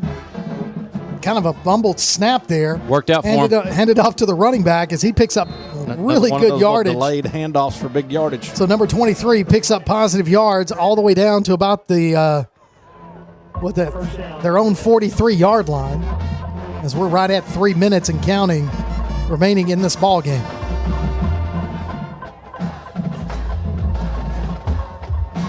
So the playoff drought will continue for North Alabama schools as every one of the 4 7A schools are losing big tonight. Well, it's funny because they started this rotation with the pods and all that. And, you go to Birmingham every year, and that's a tough draw, right? Yeah. Well, we got out of Birmingham. You get the defending state champion as a 3 seed. Yeah, that's not good. Handoff to number 23. Fights his way forward, still pushing past the 50-yard line down to the James Clemens 49. And let's be real. That central part of the state, man, those 2 regions, you got the Mobile region and us are probably very comparable, I would guess. The 2 central regions, that Auburn, Opelika, Central-Phenix City, and then you get up into, Hoover and all that group. There's a lot of good football players and athletes. Absolutely. And baseball players and basketball players. They just got a lot of good athletes through that part of the state. And we just got to keep working and improving. Got to keep on doing what we're doing. So under 2 minutes remaining in the ball game as Central-Phenix City is going to let this clock go down as far as they can before they snap it. And we got a bunch of new people on our side. Yeah, we do. Nobody there for him to fake it as the quarterback rolls to the near side, directs his receiver over his hands, but it's caught by the unintended receiver, number 9, as he catches it and goes out of bounds. Different number 9. A different number 9. Yeah. The offensive number 9. Yeah, that's right. So they pick up a first down, and that stops the clock with 1:34 remaining in the ball game. Nice pass by that quarterback. It looked like he overthrew the guy in front, but it hit the other guy. Oh, yeah. Right in the numbers on the sideline. Well, you saw him kind of directing his receiver to go down, just break off of that coverage and go down, and he was trying to get him over the top, and it just overthrew him just a little bit, but right into the hands of the other receiver. So 2 splits to the near side, 1 to the far side, running back in the backfield to the left of the quarterback. Takes the handoff, runs it up the middle, finds a crease, finally brought down after he picks up 6-7 yards on the play as the clock is under 1.5 minutes remaining in this ball game. Tough break for the seniors, but I tell you, nothing to be disappointed in as they have played really well all season long. Well, and it goes, we talked about a lot of this stuff, but that offensive line, we've watched them grow up from being freshmen and sophomores and being thrown to the fire to being seniors, the Tim Colemans and Bland and all those guys. Just what a great job they've done over their time here and really giving us a lot of fun moments up here in the booth. No doubt.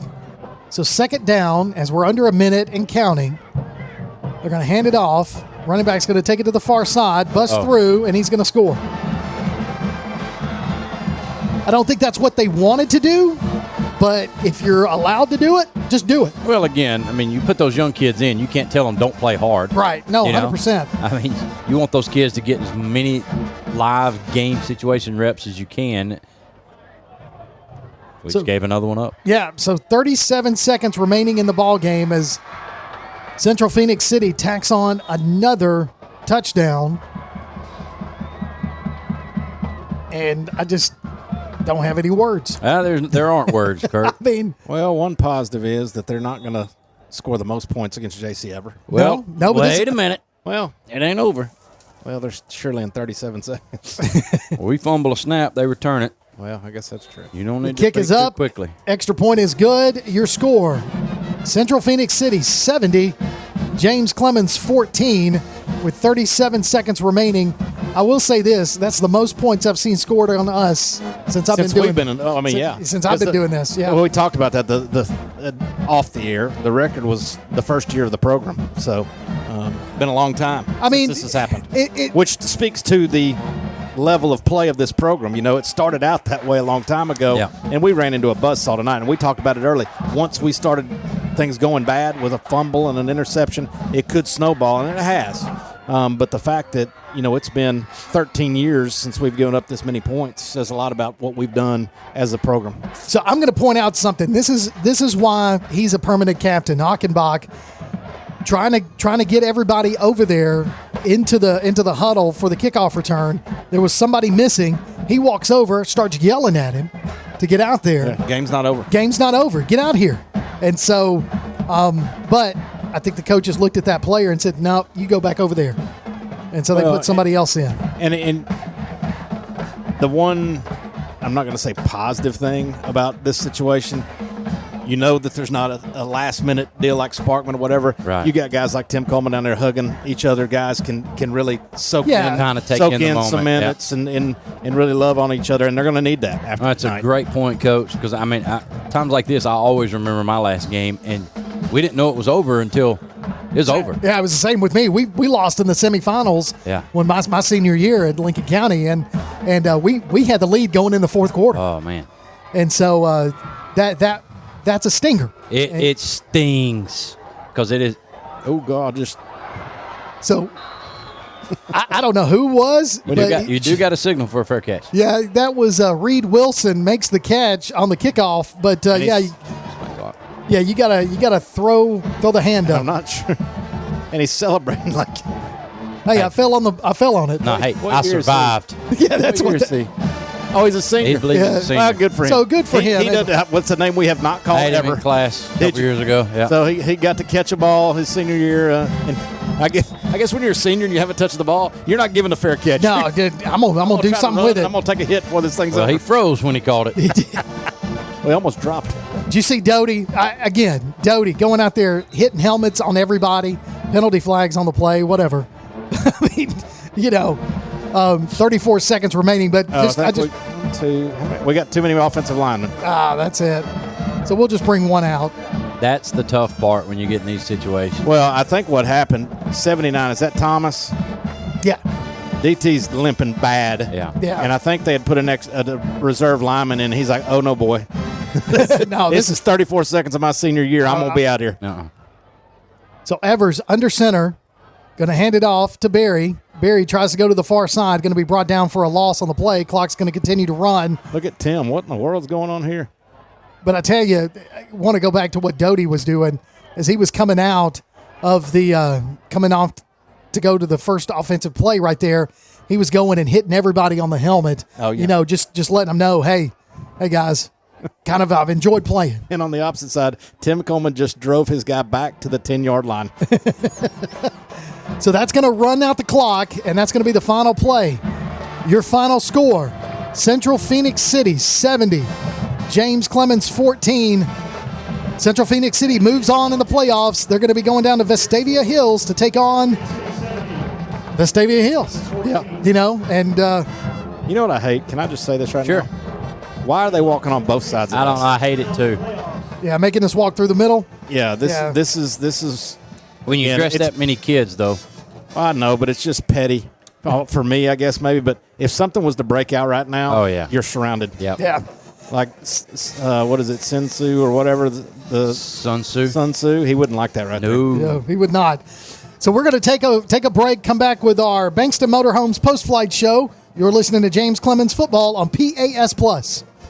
North Alabama Gas District has provided safe, reliable, and economical natural gas service to Madison and surrounding areas of Limestone County for over 40 years. However, accidents and leaks do sometimes occur.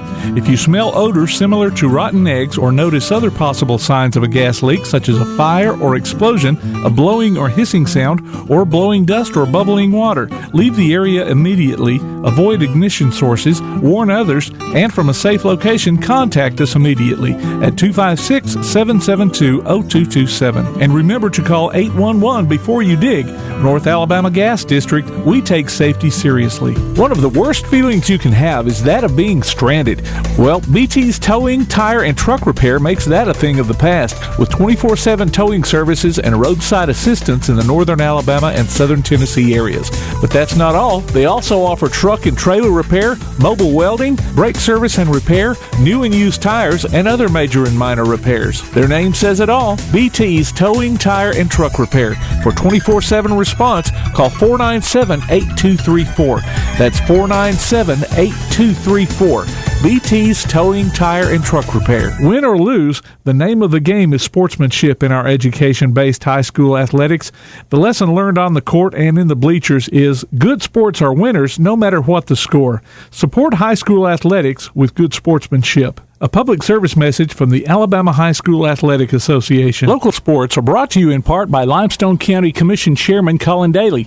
Visit the County Commission page at limestonecounty-al.gov to keep up with what's going on in the county and find out what ranks us in the top 5% in the state. You can also call Colin at 256-233-6400 or on his cell phone at 256-800-4544. Mellow, a state of mind, a culture, a way of being, and the philosophy behind Mellow Mushroom Pizza Bakers. Since 1974, their mission has been to provide delicious food in a fun and creative environment. The originators of hand-tossed, stone-baked classic Southern pizza, Mellow Mushroom makes their pies with high-quality, fresh ingredients to elevate the dining experience. So mellow out at Mellow Mushroom, a higher order of pizza in Huntsville at 470 Providence, Maine, and 2230 Cecil Ashburn in Jones Valley. Bankston Motorhomes, with locations in Alabama and Tennessee, carries an extensive inventory of motorhomes, including Class A diesel, Class A, Class B, and Class C motorhomes, fifth wheels, travel trailers, toy haulers, and tent campers from manufacturers like Tiffin Motorhomes, Fleetwood, Forest River, and many more. Bankston Motorhomes also has an experienced service department to help you with any service work or parts or accessories you need. Bankston Motorhomes, Huntsville, Florence, Albertville, Ardmore, and Nashville, helping families like yours build memories for over 40 years. Call 1-800-624-2899 or visit them online at bankstonmotorhomes.com. This is the James Clemens Post-Flight Show, brought to you by Bankston Motorhomes. The only way to go is in a Bankston motorhome. Welcome back to James Clemens Football right here on PAS Plus as we close out the final game of the season for James Clemens in the first round of the playoffs, a first-round loss to the Central-Phenix City Red Devils. 70-14 is your final score. Joining us up here in the broadcast booth for our Bankston Motorhomes post-flight show is none other than our chief statistician, Carson Stone Cold Stretch Austin. Carson, give us some stats, man. All right, we'll start with the passing game. Jacoby Gill finished 8 of 22 for 68 yards passing, a pick, 3 carries for -1 yards and a touchdown. Moving over to the running game, Cam Berry, 17 carries for 31 yards, as well as 3 catches for 60 yards, one of those catches being a 53-yarder from Miles Major. MJ Gideon, 6 carries for 19 yards and a catch for 7 yards, and Alex Lively, 3 catches for 50 yards. And then finally moving over to Anthony Ortiz, 2 for 2 on extra points, as well as a 14-yard touchdown, which he scored himself. Thank you, Stretch. Appreciate it. Appreciate the work that you've done all season long. And we'll have you on the Wingman podcast this Tuesday night as we'll recap these stats, go into a little bit more detail on that. Coach Johnson, bring you back in as just a tough loss for squadron number 13, the 13th class of this James Clemens football program, and they have come a long way in 13 years. Oh, there's no doubt. And you think about just, what was it, 2 years ago? We had such that rough season. Oh, yeah. And really, really have responded the last 2 years with the region championship and then finishing runner-up this year. I'm just really proud of not only the players but the job the coaches are doing and representing the culture here at James Clemens. No doubt. And Coach Kimbrough, just talking about the brand and the things that the coaches and the players have bought into, it has been, I know tonight, I'm just going to say it, tonight's an enigma because we ran into the buzzsaw of Central-Phenix City. State champs last year, finished third in their region in Region 2, but their only losses were to Auburn and Opelika, the 1 and 2 in their region. Yeah. And they come up here to Madison City School Stadium and put on a show. But these players and these coaches have really bought into the brand. Man, they have. And you know what? The brand has worked. Yeah, no doubt. I mean, we got stopped tonight against maybe the best high school team I've ever seen. One of the best, yeah. Definitely one of the best I've ever seen. They're very, very talented. So, tough luck right there, but really proud of the way our guys have been through the season because there's multiple times they could have kind of shut it down. No doubt. But they overcame the adversity, and they still come out with a pretty good season. So Opelika, Auburn, and Enterprise all come out on top, knocking out Florence, Bob Jones, and Austin out of the playoff picture. So North Alabama still in 7A have not won a playoff game since 2018. And, of course, over in Homewood, the final there, Homewood 31, Athens 24. And Ramsey 47, they blank out Ardmore 47-0. And just, when you, like Coach Johnson, what you said, I mean, or maybe it was Coach Kimbrough, one or the other. When you look at us playing the Birmingham regions and trying to do the pods and everything like that, I get it. I understand it. But between Birmingham and down there around Auburn and Opelika area, close to the Georgia state line, there's so much talent down there. And that's what we're striving to be, right? That's what this area is working towards. And look, and we are a growing area, the fastest growing area in the state. Those places have been established for years. Oh, sure. And not that we haven't had high school football, but it's something that the more people you have in your area, the more athletes there are to choose from. And it's a numbers game. It's a numbers game. And I think you will continue to see North Alabama improve in all sports and be more and more competitive across the board. No doubt. And I think that what we're seeing is a lot of that talent coming in from, the middle school, the feeder programs. You guys are going to benefit from that, coaching softball and baseball. You guys are getting that, and we're going to just continue to see more and more talent on this James Clemens team as the years go by. Well, and I think you look at what the football program's done at the middle school the last couple of years. I think they've won the county championship, the last 2 or 3 years in a row. Our baseball program has won the county championship, I think, 2 years in a row. The softball girls, you have the younger ones coming in. They played in the county championship last year. And have just overall have a lot more talent coming through. And so you're going to see things continue to improve. And I know I keep going back to culture and standards and all those things, but I just think the tone is set at our school to really keep that upward trend. Yeah, no doubt. I firmly believe a blue map in some way, shape, or form is coming to the trophy case at James Clemens. Oh, absolutely. Which, we got Coach Bell will tell you he's got one in track, right? Yeah. Well, no, okay. And some of that stuff, but in one of those the big 3 or 4 sports, I know what you mean. Yeah. Whether it's basketball, whether it's volleyball, softball, baseball, football, one of the big. Yeah, I guess I should have finished my sentence in the way that saying you're going to have a blue map with football, baseball, or softball. I firmly believe that. Coach Sullivan may have a chance to make a run this year in basketball. I mean, he was a last second shot from winning one 3 years ago. Man, I remember being down there and feeling so bad for that kid right there under the goal. But he's got a chance to make a run. I think he's pretty happy with his team right now. And baseball. Don't forget, baseball was really close last year, and you got a lot of kids coming back. Nope. Or they've been in the program. A lot of kids that have been in the program. Sorry. Yeah. We're going to be young. Yeah, you're going to be young. So, in the spring sports, we're building toward that. And I know Coach McGee is building towards that for the Jets on the football field. So now it's time for our final Lawler's Fan of the Week. Guys, can you believe it? Our final Lawler's Fan of the Week. We announced the winner during our Bankston Motorhomes post-flight show, which is right now. The winner receives a gift card from Lawler's Barbecue. Tonight's winner, Stacy Newman. Stacy, congratulations. You are our final Lawler's Fan of the Week for the James Clemens football season in 2024. Congratulations. Go get you a stuffed baked potato. Is that right? Absolutely. Yeah, and so now we move on to our Mellow Mushroom Player of the Game. Now, I feel like, that we could have done some – there were a couple of different players we could have gone with. Sure. But I think we're all in agreement that this particular player has done a fantastic job since we started seeing him a couple of years ago, and he's just improved each and every year. And tonight he did something none of us were expecting. He scored a touchdown. He did. Well, and he threw a touchdown. Did he not?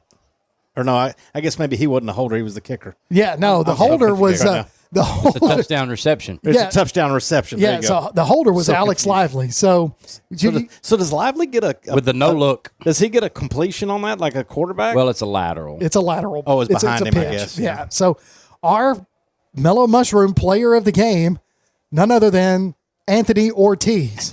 Well, and I said it earlier. He may be the most improved player over the last year to 2 years of anybody we've seen, and no doubt, really done a lot better job with the leg on the kick. But even more so, I feel like on the punts, he was pretty consistent. Very, very. You didn't get to say Shankopotamus on him very often. No, I don't think we did. And throughout the season, he was able to flip the field several times. Kicked I only think we saw him miss one field goal, but that one was just a little bit out of his range. But pretty consistent. So congratulations to Anthony Ortiz. He is our Mellow Mushroom Player of the Game for tonight. Your final score, 70-14, Central-Phenix City with the big victory. Guys, it's our final broadcast of the season, not our final time that we're going to be together. No. Because you can join us Tuesday night at Walk-Ons for the Wingman podcast. But, guys, this is it. Last night in the booth for us, Last night These things tend to get here in a hurry. They go fast. They do. It's what it. I hate it's over. Yeah. But every year when football season ends, you know what it makes me think of? No. Baseball's right around the corner. This is when it gets real for me personally. Like whenever it is, whether it's the first round, third round, doesn't matter. My whole career, when football season ends, it's like, oh, it's almost springtime. Yeah. So you flip a switch a little bit? Yeah, like inside me, something changes. And I don't know if it's because you get some of your athletes back around the field. Some of your football guys start showing back up around the field, and you start to feel more complete as a group. And it's just a weird time of year because we still got a couple months left, but we're almost there, man. Hey, I love it. But you'll be back broadcasting some of those games. We will. Yeah, we'll be there in the spring, calling a couple of some softball action, calling some baseball action. So looking forward to that right here. You can catch it all on PAS Plus. You can go online to our to pasplus.net and look at our archives. Yeah, and then he's talking about basketball over here. So we got a little basketball. You do have that professional PA guy down there for basketball games. We announcing that yet? So pasplus.net, you can go and take a look at all of the upcoming games that we'll broadcast right here on PAS Plus. Well, guys, I've enjoyed it yet again. Our third season together in the booth under our belts, if that's what you want to call it. Sure. And we survived. We survived, and just didn't turn out the way we wanted it to, but nevertheless, we got it done. So I've enjoyed it. I hope our listeners have enjoyed us this season. Yeah, thanks for letting us be a part. Absolutely. Thank you, each and every person that's listening, everybody that listens on the archive. We truly appreciate you as well. Join us this Tuesday night at Walk On Sports Bistro on Highway 72 in Madison for the Wingman podcast. We'll broadcast live at 7 o'clock this Tuesday night, and we'll let you know who the guests are that night. So that's it from the broadcast booth. For Coach Johnny Johnson, for Coach Brad Kimbrough, for Tim Lambert, our producer extraordinaire, and Carson Stone Cold Stretch Austin, I'm Kirk Pierce. Thanks for tuning in. You've been listening to Jets Football right here on PAS+. You've been listening to James Clemens Football on PAS+. Listen to the archive of this game or past ones by going to PASplus.net. James Clemens Football is a production of the PAS Network.